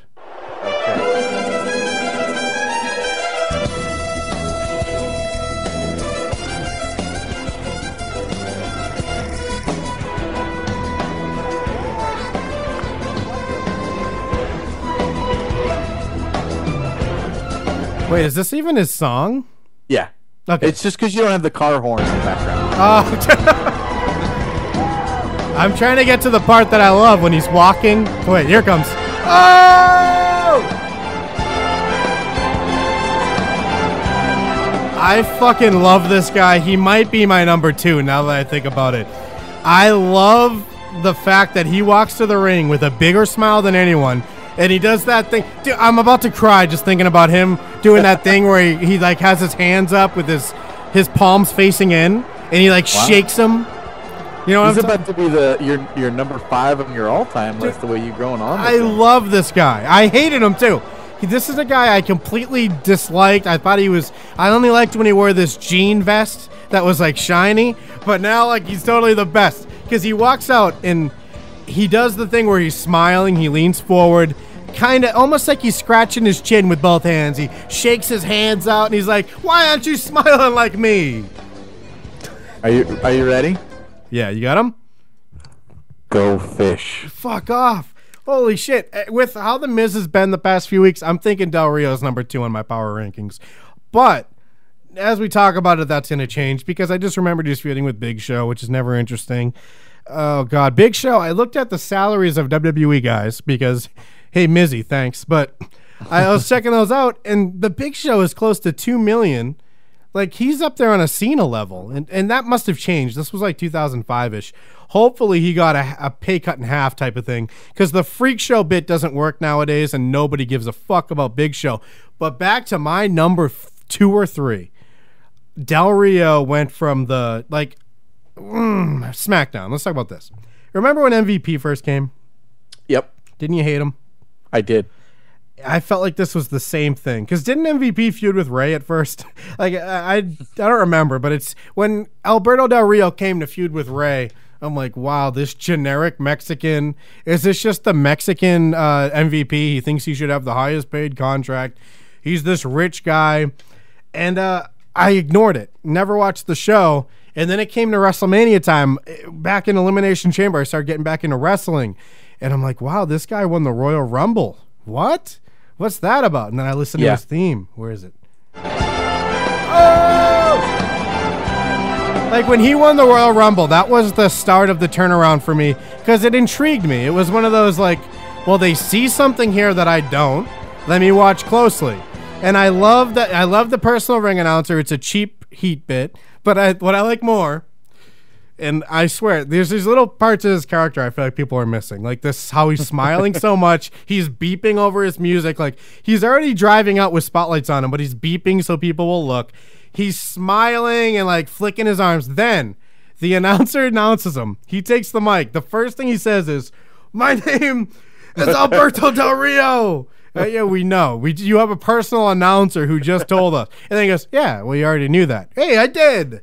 And his finisher, he's the first heel heel in a long time to have a submission finisher hold that's actually believable. Usually it's like a Y2J, no one's going to tap out to that. Or a Ric Flair figure 4, no one's going to tap out to that. They're just going to turn it over. With this move, you feel like when he hits it, he's going to win, which is why our WrestleMania bet was so beautiful because I took Edge, and that ending had me fucking, I just had a baby, and this ending made me forget the baby existed. Like, I had a baby 3 hours before watching it, and I immediately yelled, "I have no baby!" That's how good it was. So I just babbled on and on. What do you have to say? I do love that you made the point because about him having a submission move. That was one of the first things I thought of when you brought him up, is that he's a heel that has a submission move that they will actually have people tap out to. And generally you keep submission holds away from heels because if a good guy taps out to it, they look weak. Yep. And so, like I said, when Jericho's a bad guy, suddenly nobody taps out to the walls of Jericho. Are you jumping ahead here? No, I saw Daniel Bryan's theme and I wanted to play it, but then it annoyed me so much that I hated myself for interrupting you. Like, if anybody listening got really mad at me, I'm right there with you. I'm sorry. I apologize, Danny. Continue. Apology accepted. Because I'm sitting here trying to agree with you, but I did take Del Rio into consideration. He's still growing on me. If I extended this list to maybe even just 6, I think he would make the list. He's right on the bubble for me. But I'm just not fully interested in the character. Maybe some more time on Raw and me seeing him a little more. I'll get into it, and I'll start looking for a lot of those mannerisms that you brought up, and I'll start appreciating them. Yeah. But when I thought about him, I was like, I could just easily fast forward to Del Rio promo. And it might be because recently things like the Big Show, how horrible is that segment where the car running, or the cameraman got knocked over and it went fuzzy, and then we tried to run to the back, and then when the camera comes back on, Big Show's laying on the ground, and he got hit by it was some of the worst production that they've done in a really, really long time. If he hit anyone else, I would have loved it too. If he hit Kane, I would have loved it. I hate Big Show matches. I hate Big Show promos. He's not funny to me anymore. There is nothing about Big Show that makes me think I want to see that. It's always fast forward.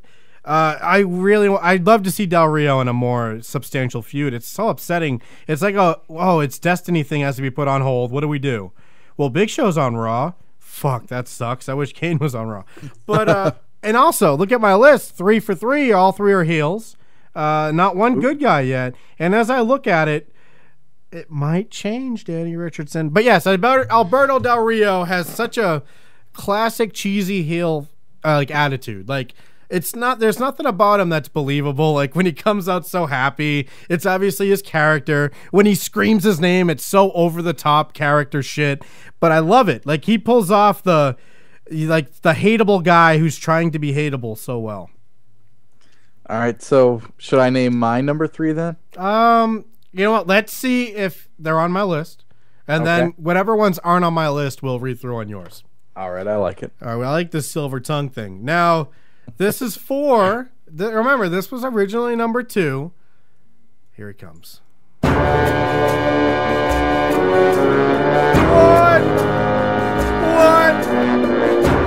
Are you kidding? We knew it was going to be on.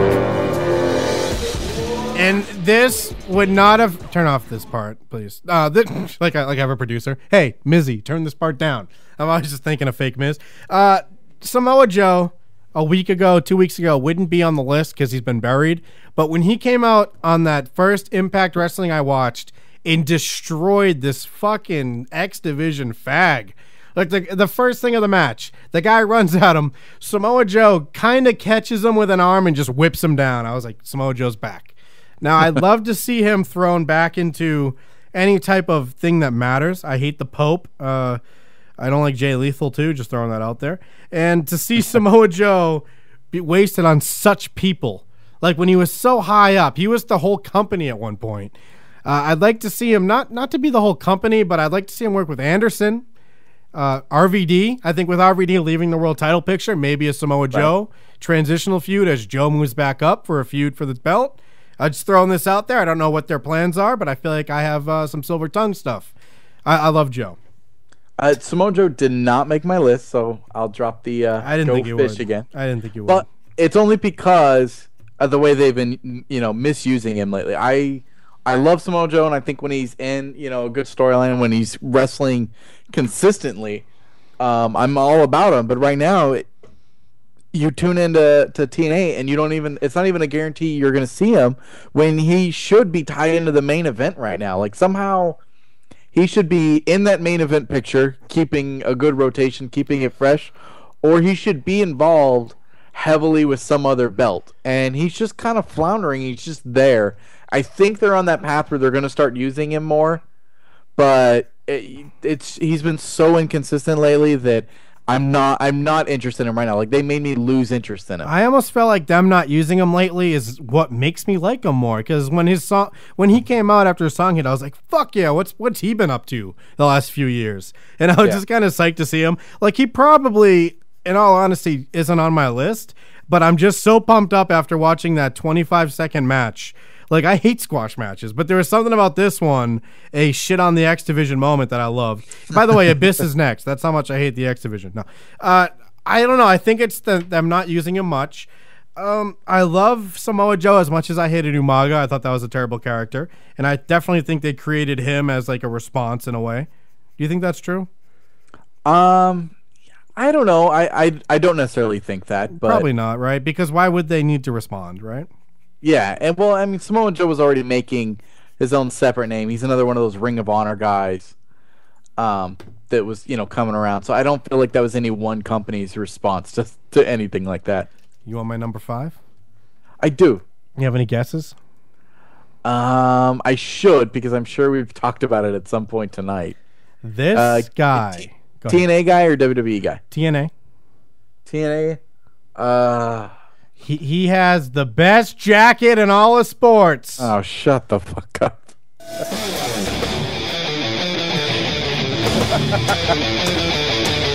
Oh! I think he's a rookie. I haven't seen much of him, but this guy has potential for sure. I don't know. He seems very... once I found out he likes Jesus, it got weird for me, but it doesn't come up in TNA much. I don't know. I can't see your fascination. Like, you were so late on the Stinger train here.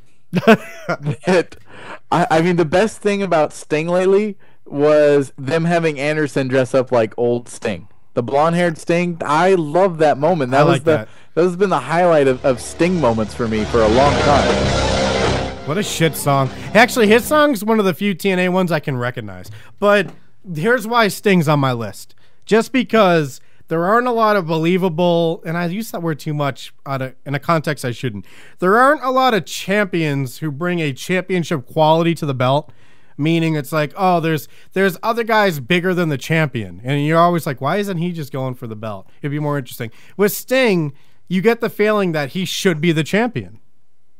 Yeah, and they've done a good job with, I don't know, not overexposing him. I think that they learned that, like, he's older and he's slower now, so a lot of times he's getting into matches with more than one opponent. Whoa, what's wrong with Sting? What are you talking about? He does stinger splashes still.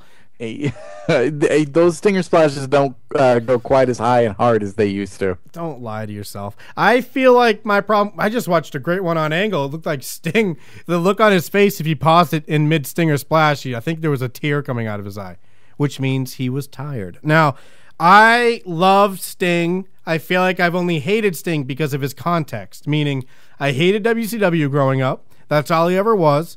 I hated Sting mainly because he had this dark makeup on, but he would still yell Showtime and yell Woo. It's just very weird. And I also just didn't like WCW. Now fast forward back into wrestling. Kurt Angle's over there. Rhino made some appearances against Sting. AJ Styles, Samoa Joe, Mr. Anderson, RVD. There's so many guys around Sting that it's almost okay to like him now. Like, he could have some good matches now. So was there never any other incarnation of Sting that you liked? Never. Gross. Really? Red and black Sting was awful. White and black Sting was the worst. Colorful Sting was a fag. There was nothing about Sting. Like, I don't think he ever drew. I'm sick of people acting like he's one of the biggest draws ever. That guy, where do they base this shit on? How do you say that this guy brought in money at any point? He was a draw, but he was a draw in context of old WCW, and he was a big part of the prime of WCW, where even though he wasn't wrestling, people tuned in, people ate that shit up. The Sting in the rafters, would Sting show up that night? Is Sting gonna join the NWO? Is Sting gonna help save WCW? Like, that was a big part, and it's one of those things where, like, he didn't even have to wrestle, and it was more about the character that they created rather than the guy playing it. So, I mean, he gets more credit than he deserves there. I have a statement. Go ahead. Jeff Jarrett is a bigger draw than Sting in wrestling history. You're insane. You're absolutely wrong, and there's nobody that will agree with you on that. That's the name of the episode. Jeff Jarrett is a bigger draw than Sting in wrestling history. It's the truth. 701-214-5521. If you dare disagree with the silver tongue, leave a voicemail or call in live, because Jeff Jarrett gets shit on for no reason. He's one of the most interesting characters I've ever seen. And I know he is. I don't know why I'm laughing. I love the guitar bit. I didn't like Slapnuts, but whatever. I think once he cut his hair, moved away from Owen. Well, Owen moved away from him. Nudge, nudge. And he got off on his own. He was a believable WCW champion for me. And just Sting, come on. Anyone can draw with Hogan. Anyone can draw with Goldberg, except Goldberg. And Jeff Jarrett, he created TNA, held it up on his own because he was the dominant force in that company from the pay-per-view to the Asylum years. By the way, I have no idea what the Asylum years were. I just know it's a hot term I throw out there. He was the dominant guy for so many years, and he kept that company afloat. Now look. All right, so Sting was a draw with Vader. Had a great feud back in the early 90s. How dare you? Not true. Not a draw. What? No. He was for them. He For who? held that company up the same way Jarrett held a even less watched TNA up. Bullshit. And Sting wasn't in control of WCW at the time, like TNA was Jarrett was in control of TNA. I don't know what you're talking about. He had good feuds with Cactus Jack, Ric Flair. Yeah, Ric Flair. Thank you. That's the name I was looking for. Right on the tip of my silver tongue. And thank you for bringing him up. He was the draw. Sting has had several great moments throughout his career. God, don't make me defend Sting. I don't even like the guy. But he's a much bigger draw. He's had much more success than Jeff Jarrett. Your argument is Jeff Jarrett was dominating a company that he had ownership in. That's not a good argument. No, I'm not saying he was good because he dominated. I'm saying his domination led to that company blossoming. Like, people don't seem to forget that company could have died any second. Like, from the point they started, it could have died from then on. Like, the moment it started, now it's gone. It just isn't going to happen. But Jeff Jarrett, that fucking guy, I don't know why I left that. That fucking guy kept that company afloat, and sure, he didn't lead it to anything huge by himself, but he kept it alive when I guarantee no one else could have. Like Sting. Either say the number again or put it in the chat. Somebody has to call in. 701-214-5521. I'm telling you.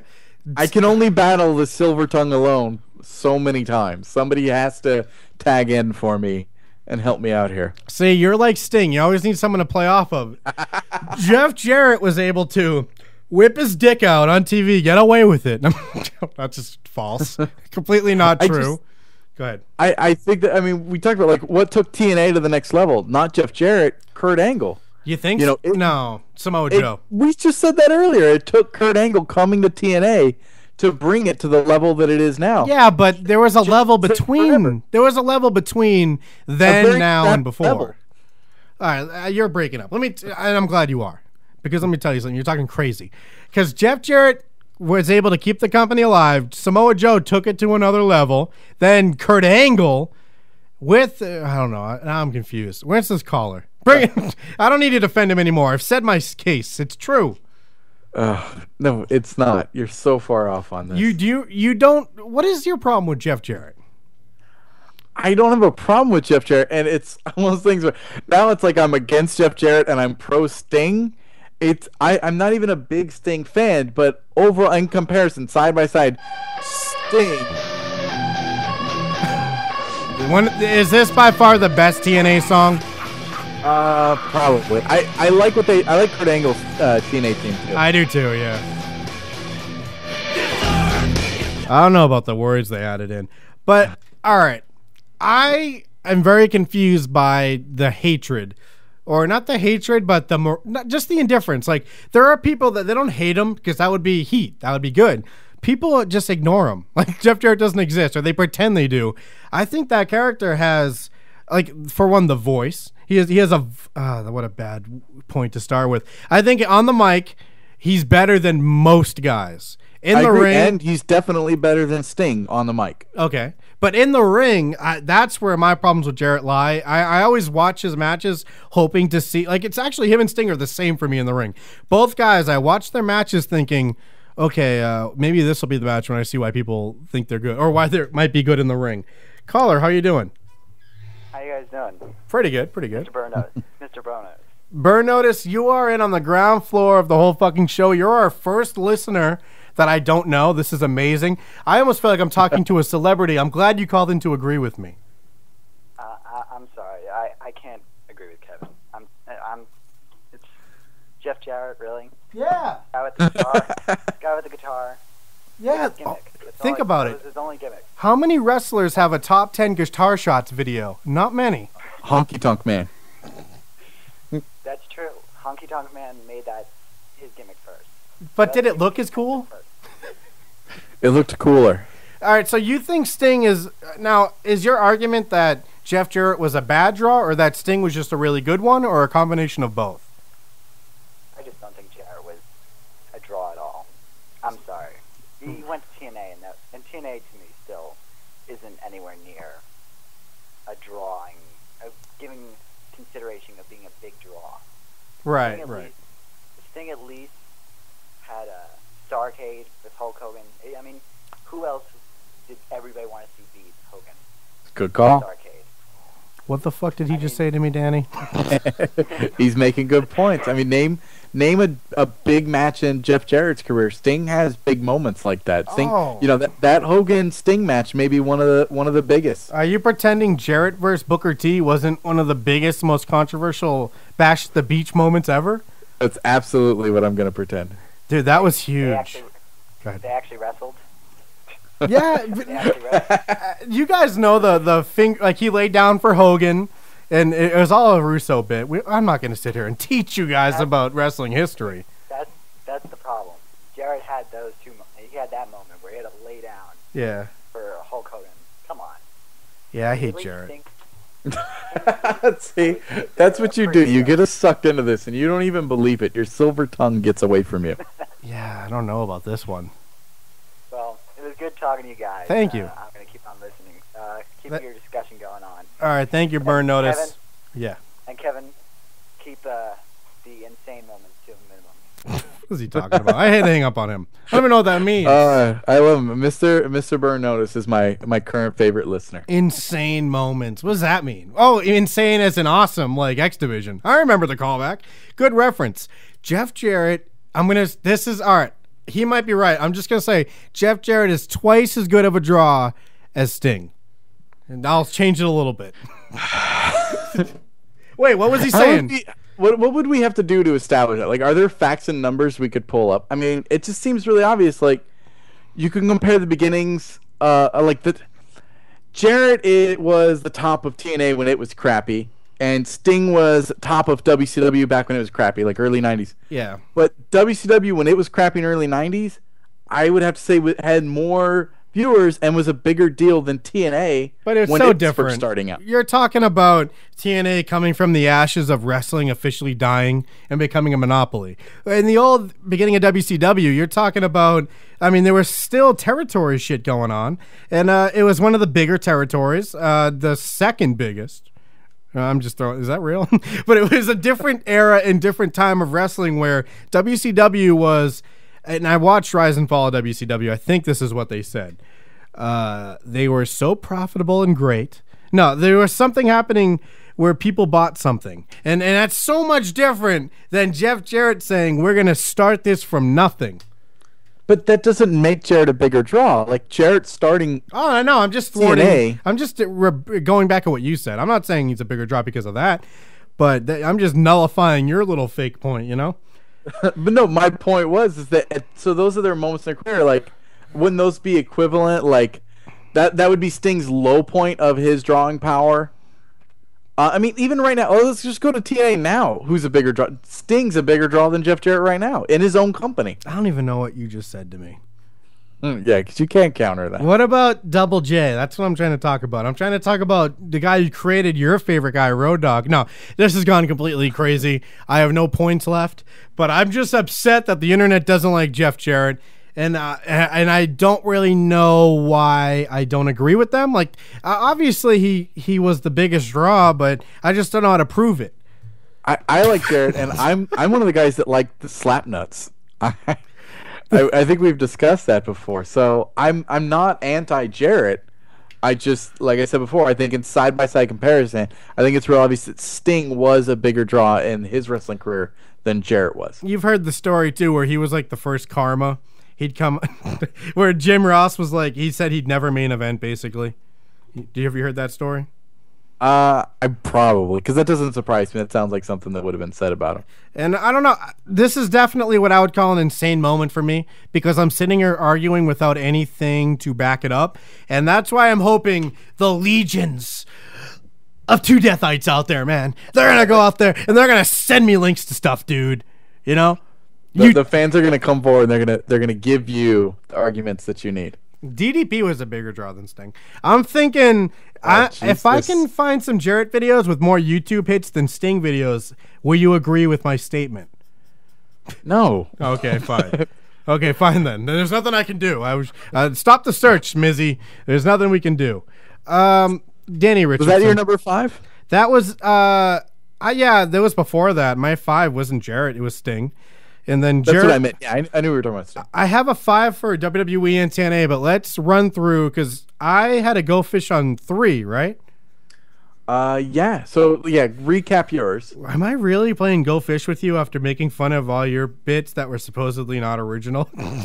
We're playing Go Fish. It's never been done on Pardon the Interruption. Never. Oh, that's true. All right, so what are the ones? Let me go through them again. I had CM Punk, Del Rio, Samoa Joe, Miz, Sting. Not in that order. Now, what are the ones that you didn't have? What ones did you have that I didn't? Holy shit. I agreed with you with CM Punk and Miz. Ooh. And then so that would be Del Rio, Sting, and Samoa Joe. I did not have on my list. All of those, I think Del Rio's more, so going to be on the bubble than any of the rest. Right. Because I'm interested. I think Samoa Joe, once he starts being a regular on TV and they're taking him seriously, I could get sucked back in. Okay. So my number 3 on my list. So it was CM Punk, Miz, and then I have. God, see, it's not as fun on my list because I don't have music to play to you. Oh, that's great. I like when I don't rub you too much. I don't want you to get the rub. You're not giving me the rub. You need to help me out here. Yeah. So maybe later on you go back and you edit in some music underneath this. Yeah, sure. I'll play junior producer here. Go ahead. What are we dealing with? Sin Cara. How's the song go? I was gonna act out the music. Now, Sin Cara was on my list. I had him on there, and I don't know why I took him off. I think I just got bored with him. Like, I read so much about how him and Chavo had these great matches at house shows. I was psyched to see them wrestle, and it was just Botchamania fucking 190 going on. There was nothing to see here on that match. Was that at the Over the Limit? Dude, both. Over the Limit, they rematched. Both of the matches were... Like, I found out they love how Sin Cara does the flip bounce off the ropes, where his legs hit the top rope. They like that. They like when he is on the apron or someone's on the top rope and he does a Samoa Joe kick to the head. So they have him do those two things at least twice each in a match. It's fucking awesome, for one, but boring. Yeah, I'm still at that phase where I'm interested in him, and that's what I say judged by is like, if I was fast forwarding my DVR, would I stop if he was on? Definitely I would stop. He's wearing down because they need to give him something. Like, I don't know. It's weird. He came in, and what did we see him over? We saw him over Jack Swagger. We saw him over Sheamus when he came in. Guys like that, and now he's feuding with Chavo Guerrero. It seems like he took a giant step down. Well, he's never had a match with anyone that matters. I think the problem is they're like grooming him for that, but they need to realize that he already matters. Like, people are impressed with him. He's believable. Just put him in with somebody. And we no more building him up. We know who he is. We know what he can do. Now let's finally put him in with Ray. Do the obvious thing if you have to, but just do something. This is fucking boring now. Well, and one of the things that re-sparked my interest in him was earlier today I was reading that they hired another luchador. Yeah.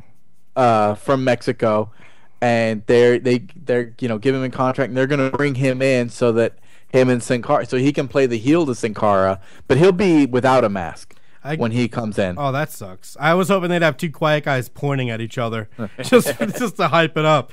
And I guarantee this other guy is going to be on your top 5 within a month after he debuts. But if they do the character right, he very well could be. And I don't know. I don't think Sin Cara would have been on the list probably 2 weeks ago. And it just seemed like Sin Cara, awesome. Oh, Sin Cara again.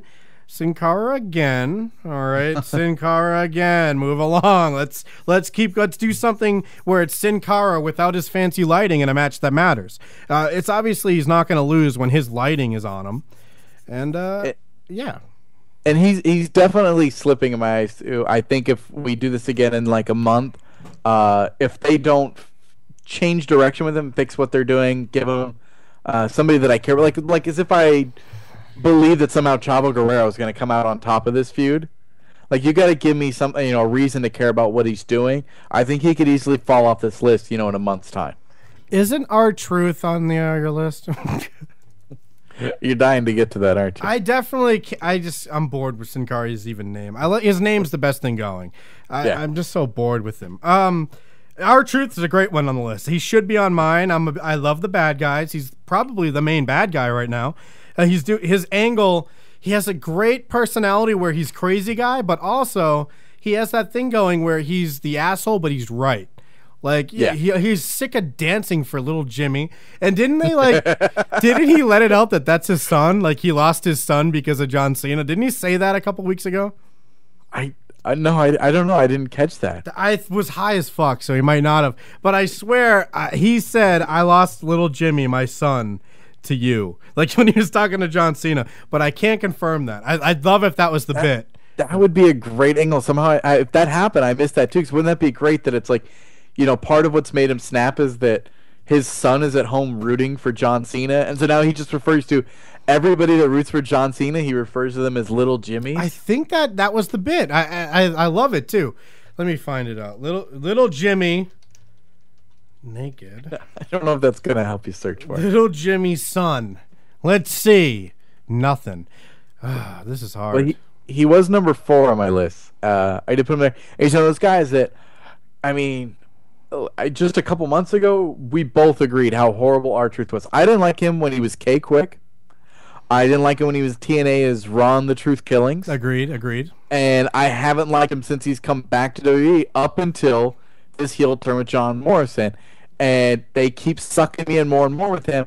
It's wearing a little bit. I think that last week's Raw wasn't the best showing. It started off well. I think it ended really poorly. I hated the end of Raw. Yeah, they were going for an awkward ending. They just wanted an uncomfortable "this is real" thing. Like, even Kristen, mother of my child, went, "Is that real?" I go, "No, come on." Yeah, I don't know what it was that came off so obvious fake about that. Was it that they all were wearing the red John Cena shirts? Like, maybe if only one of the kids was wearing the John Cena shirt and the others were wearing normal shirts, it would have felt a little more real. But when you have 3 black guys sitting there wearing the same John Cena shirt, it was like very obviously set up. Well, I might be just because I have a connection with the locker room, but I knew that so-called that awkward dad was definitely just a wrestler that is trying to get in the business. Like, kind of how with the police officers come out all buff, ready to arrest Stone Cold.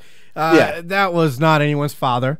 If it was, he's not a good father. And hey, Mizzy, let him know I said it. I don't know. It was very awkward. I kind of liked it. I didn't have a problem with it. My favorite part was, of course, he threw the drink in the guy's face. I love how he ran from the guy. Like, he ran away afraid of John Cena's fan. It was great. Yeah, a guy that was even, half the size of him and, somebody that shouldn't be, a fighter or a threat in any way, but he still ran away. And I love R-Truth's no music. I like the truth will set you free. I just hope they play that when he wins. Because I think he won a match or something, and it was just silence. I want to hear the truth shall set you free after a 3 count, and then just nothing. And he should be on my list, and I think that'll be the first change. I've loved everything he's done since I've went from such an extreme hatred to him to such an extreme love, Danny Richardson. Yeah, and I got to give him all the credit. And they could still blow this, but I think it will take them longer to ruin this if they do ruin it. Than it did for them to turn me on. Like, he was so bad for so long. I hated him, and it was like in one night they turned me, and I was like, wow, suddenly I'm interested in them, and I want to see where this goes. So they bought a lot of credibility with me, and they could drag this on. I think they'll keep it interesting for a while. It's obvious they're going to do the John Cena feud. I don't believe in any way that he's going to come out on top of John Cena. So I think the true test will be, what do they do with him after they're done with him feuding with John Cena? Yeah, it's so hard to see. It's hard to think of a good scenario for that character after this, because it completely plays off of Cena, and he's not going to win the belt. He doesn't have a shot. He's not really a formidable villain for Cena. I think Del Rio is going to be the first one. Hopefully that does happen at SummerSlam when I go, and you should be there. So yeah, it'll be interesting to see where it goes. The crazy guy thing, luckily that's what they're doing. He's just crazy. So there's not really there's a lot of ways they can go. But are you disappointed like me that he's not smoking? Not really. I think the fact that they did it once was enough. The water drinking callback makes me laugh. Because I always forget he smoked or drank water, but when he does it, I laugh. Why, are you hoping he smokes again? I'm not saying he has to do it every time, but I would like to see a little more mention. I felt like they backed off of it because they caught crap from other outside organizations that said that they were glorifying smoking, and I thought that when they came forward, when they argued it, I thought they made a great point that it was a bad guy that was doing smoking, so they were making it a bad thing, and that they pointed out the adverse effects that it had on him because of his smoking. So I don't think that they should have to shy away from doing it. Like, it's okay to have someone smoking. They're not telling you it's cool. Like, it has, bad negative effects on him, and he's not a likable guy, so it would be okay if he smoked once in a while. Like, you want to hear just don't drop it altogether. I just looked at my top 5 WWE, and he's not even on that.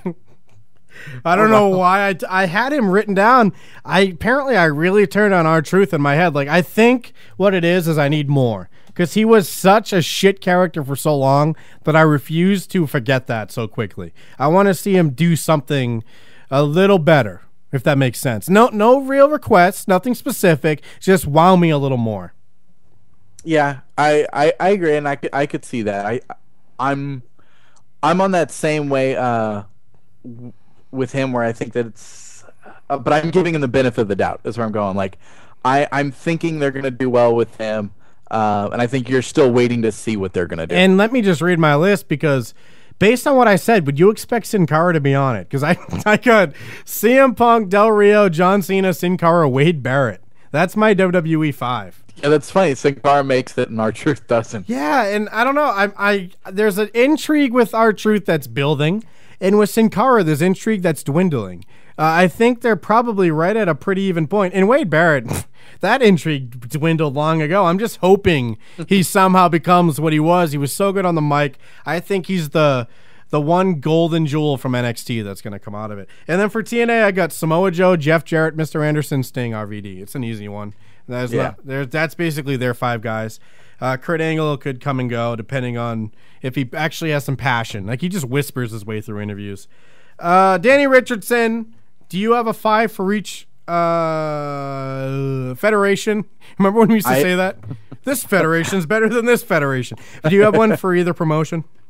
I did the number 5 the last on my list, and this was, I took a TNA into consideration. There was just nobody that I felt in TNA that currently grabs my attention as the guys that I did put on my list. It wasn't, I like TNA. I'm not a hater of TNA.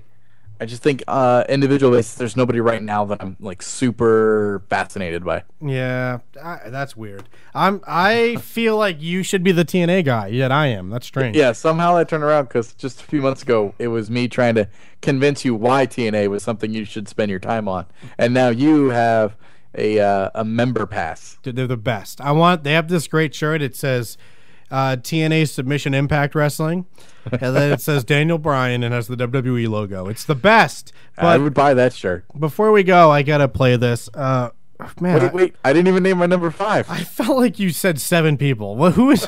I thought you said 5. All right, who's 5? If it was an easy one, he is a number 5 because he's slowly slipping. But John Cena. Yeah. And I think he gets the credit right now. I'm losing interest, but they're going to that lull phase where he's giving the rub to other people, and they're going to do other stuff with them. But John Cena is always tied up into something interesting. I know people hate on him, but when he's on TV, like I stop because I want to see what's going on. It involves the world title or not. Like what he's doing is just something they're putting a lot of effort in. So you got to assume it's going to be good. I like Cena matches. I never fast forward through Cena interviews. I'll fast forward a tag team match like anyone else, no matter who's in it. I'll fast forward that main event.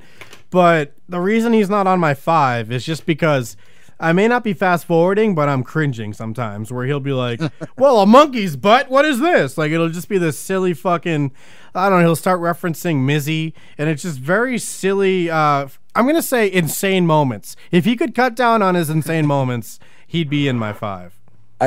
He had one just this past week, and I wish I could remember what it was he said when they got the email from the Roger. He said something, and it was just as cheesy as that. You might as well just come out and say cheese and crackers. Like, it was something ridiculous, and like you said, you have to kind of shake your head at him, and realize someone needs to tell him, like, I don't know, like, he's not funny when he does that stuff. Like, he's trying too hard. I was kind of thinking, I thought it was monkey's butt, but it was something like that. Let's see. So this here is from your boy. What's his name? Mr. Burn Notice. I wish there was actual audio on it, but it's called the retarded endings to wrestling matches. I just started watching those today. I just accidentally discovered that. Oh, I'd never seen this series, but this is number 8, and it's Jeff Jarrett laying down for Hogan. I need to stress that this is. I don't think Hogan had any idea what was going on. This is good for Jarrett, bad for Hogan. You guys don't understand. Jarrett lays down for Hogan. I got to school you guys every fucking week. All right. Oh my God, I got my fucking hands on my face. So here's what happened. Vince Russo, and I know this. This is fact. This is an assumption. I've read every account. This is what was supposed to happen. Vince Russo, Eric Bischoff finally had creative agreements. This is all from Mizzy. Finally had creative agreements, and they decided Bash at the Beach, they needed to reset things, meaning they needed to put some value back in that world title. So this bit was scripted here, which is a big misconception. A lot of people think that it wasn't. The only person here who didn't know this was going to happen was Jarrett, and that's fact. Now, again, I don't remember my sources, but this is true. So Hogan was supposed to put his foot on him, act pissed, swear this is bullshit, run out. Everyone thinks it's a work. Everyone thinks it's fake. Meanwhile, it's a work. Fool the locker room, fool the industry. Classic Vince Russo. So that was supposed to be it. Then Russo fucking shit on Hogan's name, completely went way too far with a promo after, completely just to the point where Hogan sued Russo. What was it, like libel, something, defamation of character? Yeah. Like that part wasn't supposed to happen. Nor was the Booker T versus Jarrett match. It was basically supposed to be another tournament, which I don't know why Bischoff, everyone thinks these are fucking, like that's going to reset things in a good way. A tournament doesn't really bring that much glory to a title. Don't tell that to my SmackDown versus Raw universe. But so that was what's supposed to happen. Then Russo was like, fuck that. He went over their head, and he had Jarrett versus Booker T, one of the greatest championship matches in history, drew millions of dollars on a 10-second notice. People heard about it, ordered the pay-per-view in the middle, and then turned it off until the time that match was, and then watched it. Is this all still fact? That part wasn't, but everything else was. So, I don't know. I think this is a pretty important moment. I guess Jarrett's kind of like the clown in it, because he didn't know any of it was going to happen, really. Like the laydown part was a surprise to him. So he's a bit of a stooge, and he drew nothing. All right. I'm with you. I was waiting for you. I thought you'd kick in with the audio there. Oh, right. I forgot about that. Let's see. We still have the video to get to. Man, this one really got me tired tonight. How about you? Hey, we've put a lot of energy into this. Man, around the part of my Jeff Jarrett argument, I was like, man, I'm starting to get exhausted. I have no facts. I think Sin Cara put you to sleep. So yeah, that guy. By the way, still in my top 5, but I hate him. So yeah, that, my friends, is the story of Bash at the Beach. Hogan was never seen again. Jarrett and Booker T became main eventers for the majority of the rest of the time.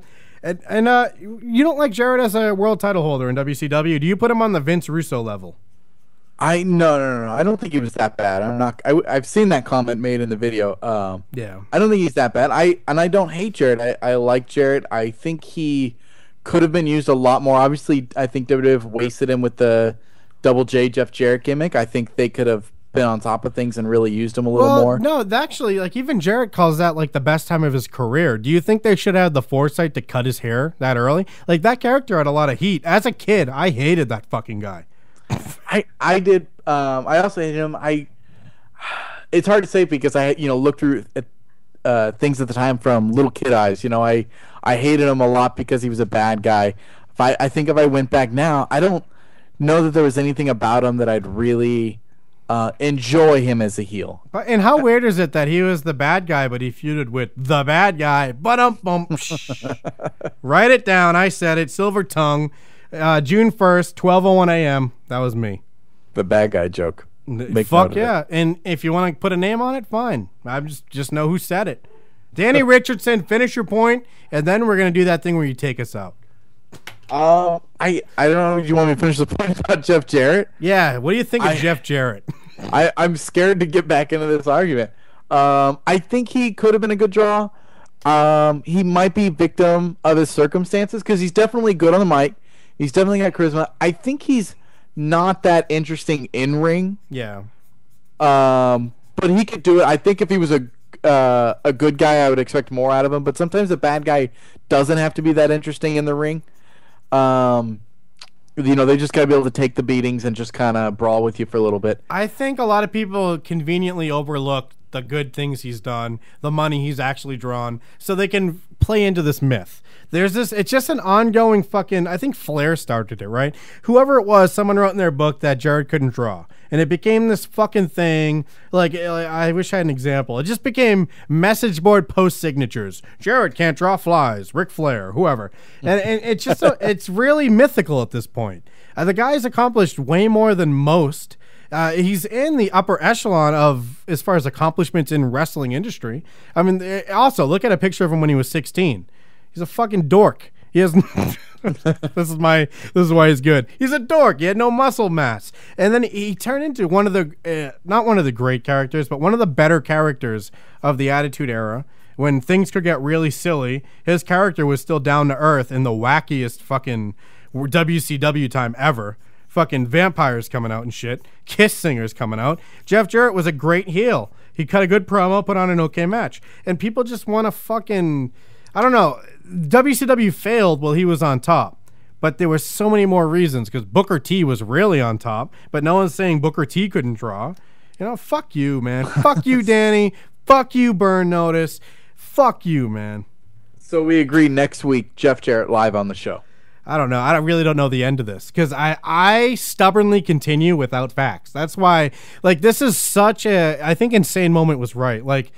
There's no way to argue with someone like me because I don't have a reason to believe it, but I just I'm like a Jesus freak. I passionately believe it. I'm like Shawn Michaels and Sting. I'm going to shove this shit at you. And that's the beauty of the Silver Tongue segment is, that if you convince yourself of something that you will just run with it, even though in the back of your mind subconsciously you may not actually believe it, but on the surface, if you convince yourself that you believe it, you have a way of running with it, and that might be what you're doing with the Jeff Jarrett, so maybe you have to step back and really look at it. Jeff Jarrett's good.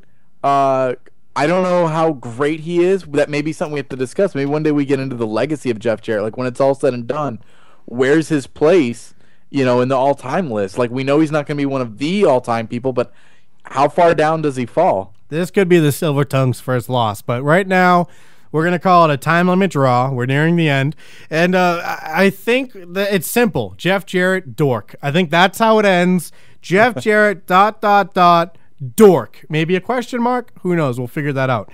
But Danny Richardson, I'm going to keep throwing points at you till one of them sticks. Right now, none of them have. I'm basically throwing Nerf footballs at you, but one of them, you're going to catch it. Danny Richardson, guess what? What's up? My name's Second Gen, dude. Wait, what was his name? Two Death? My name's Two Death, dude. I'm a fourth generation superstar, man. And let me tell you something, brother. It was the whole fucking show on the whole fucking show.info. Fucking show on Twitter, fucking show podcast on YouTube, the whole fucking show. Search that on Facebook. I wish I knew the URL of our page. I don't know if there's a /page in there. It's all very confusing on that hip new website how the kids are on. While you're on there, We Hit and Run is one of the friend pages of the whole fucking show's page. Throw a like at them. We need it. It's seriously way more downloads, not nearly as many likes. I don't know what's happening. Join us on the forums, jimandthem.com/forum. I will put a link to that on the whole fucking show website. Right next to the chat room, I'll have a forum link. I am Kevin Scampoli, White Sex. That was one of my wrestling names for a while. I was the Giant Johnson for a while, but then I ultimately turned into Ivan Cage. Then I turned into the Giant Johnson, Ivan Cage, and I'm pretty sure I'm going to throw White Sex back in there, Danny. I am joined by the man himself, and every week he takes us out. So, Danny Richardson, please do what you do. And say your rhymes. You know, throw a little fun fact out there. Wish me a happy birthday. Do what you need to do. Take us out, Danny Richardson. I'm Danny Richardson. I'm Primetime and call back all the way to the first episode, which I don't think either of us remember the origin to. I am the real-life Macaulay Culkin. And it's very important that everybody knows, 14 months ago, Big Kev and I, we went down and we impregnated Karma. We didn't do it for the fame. We didn't do it for the love. So you gotta ask yourself, why did we do it?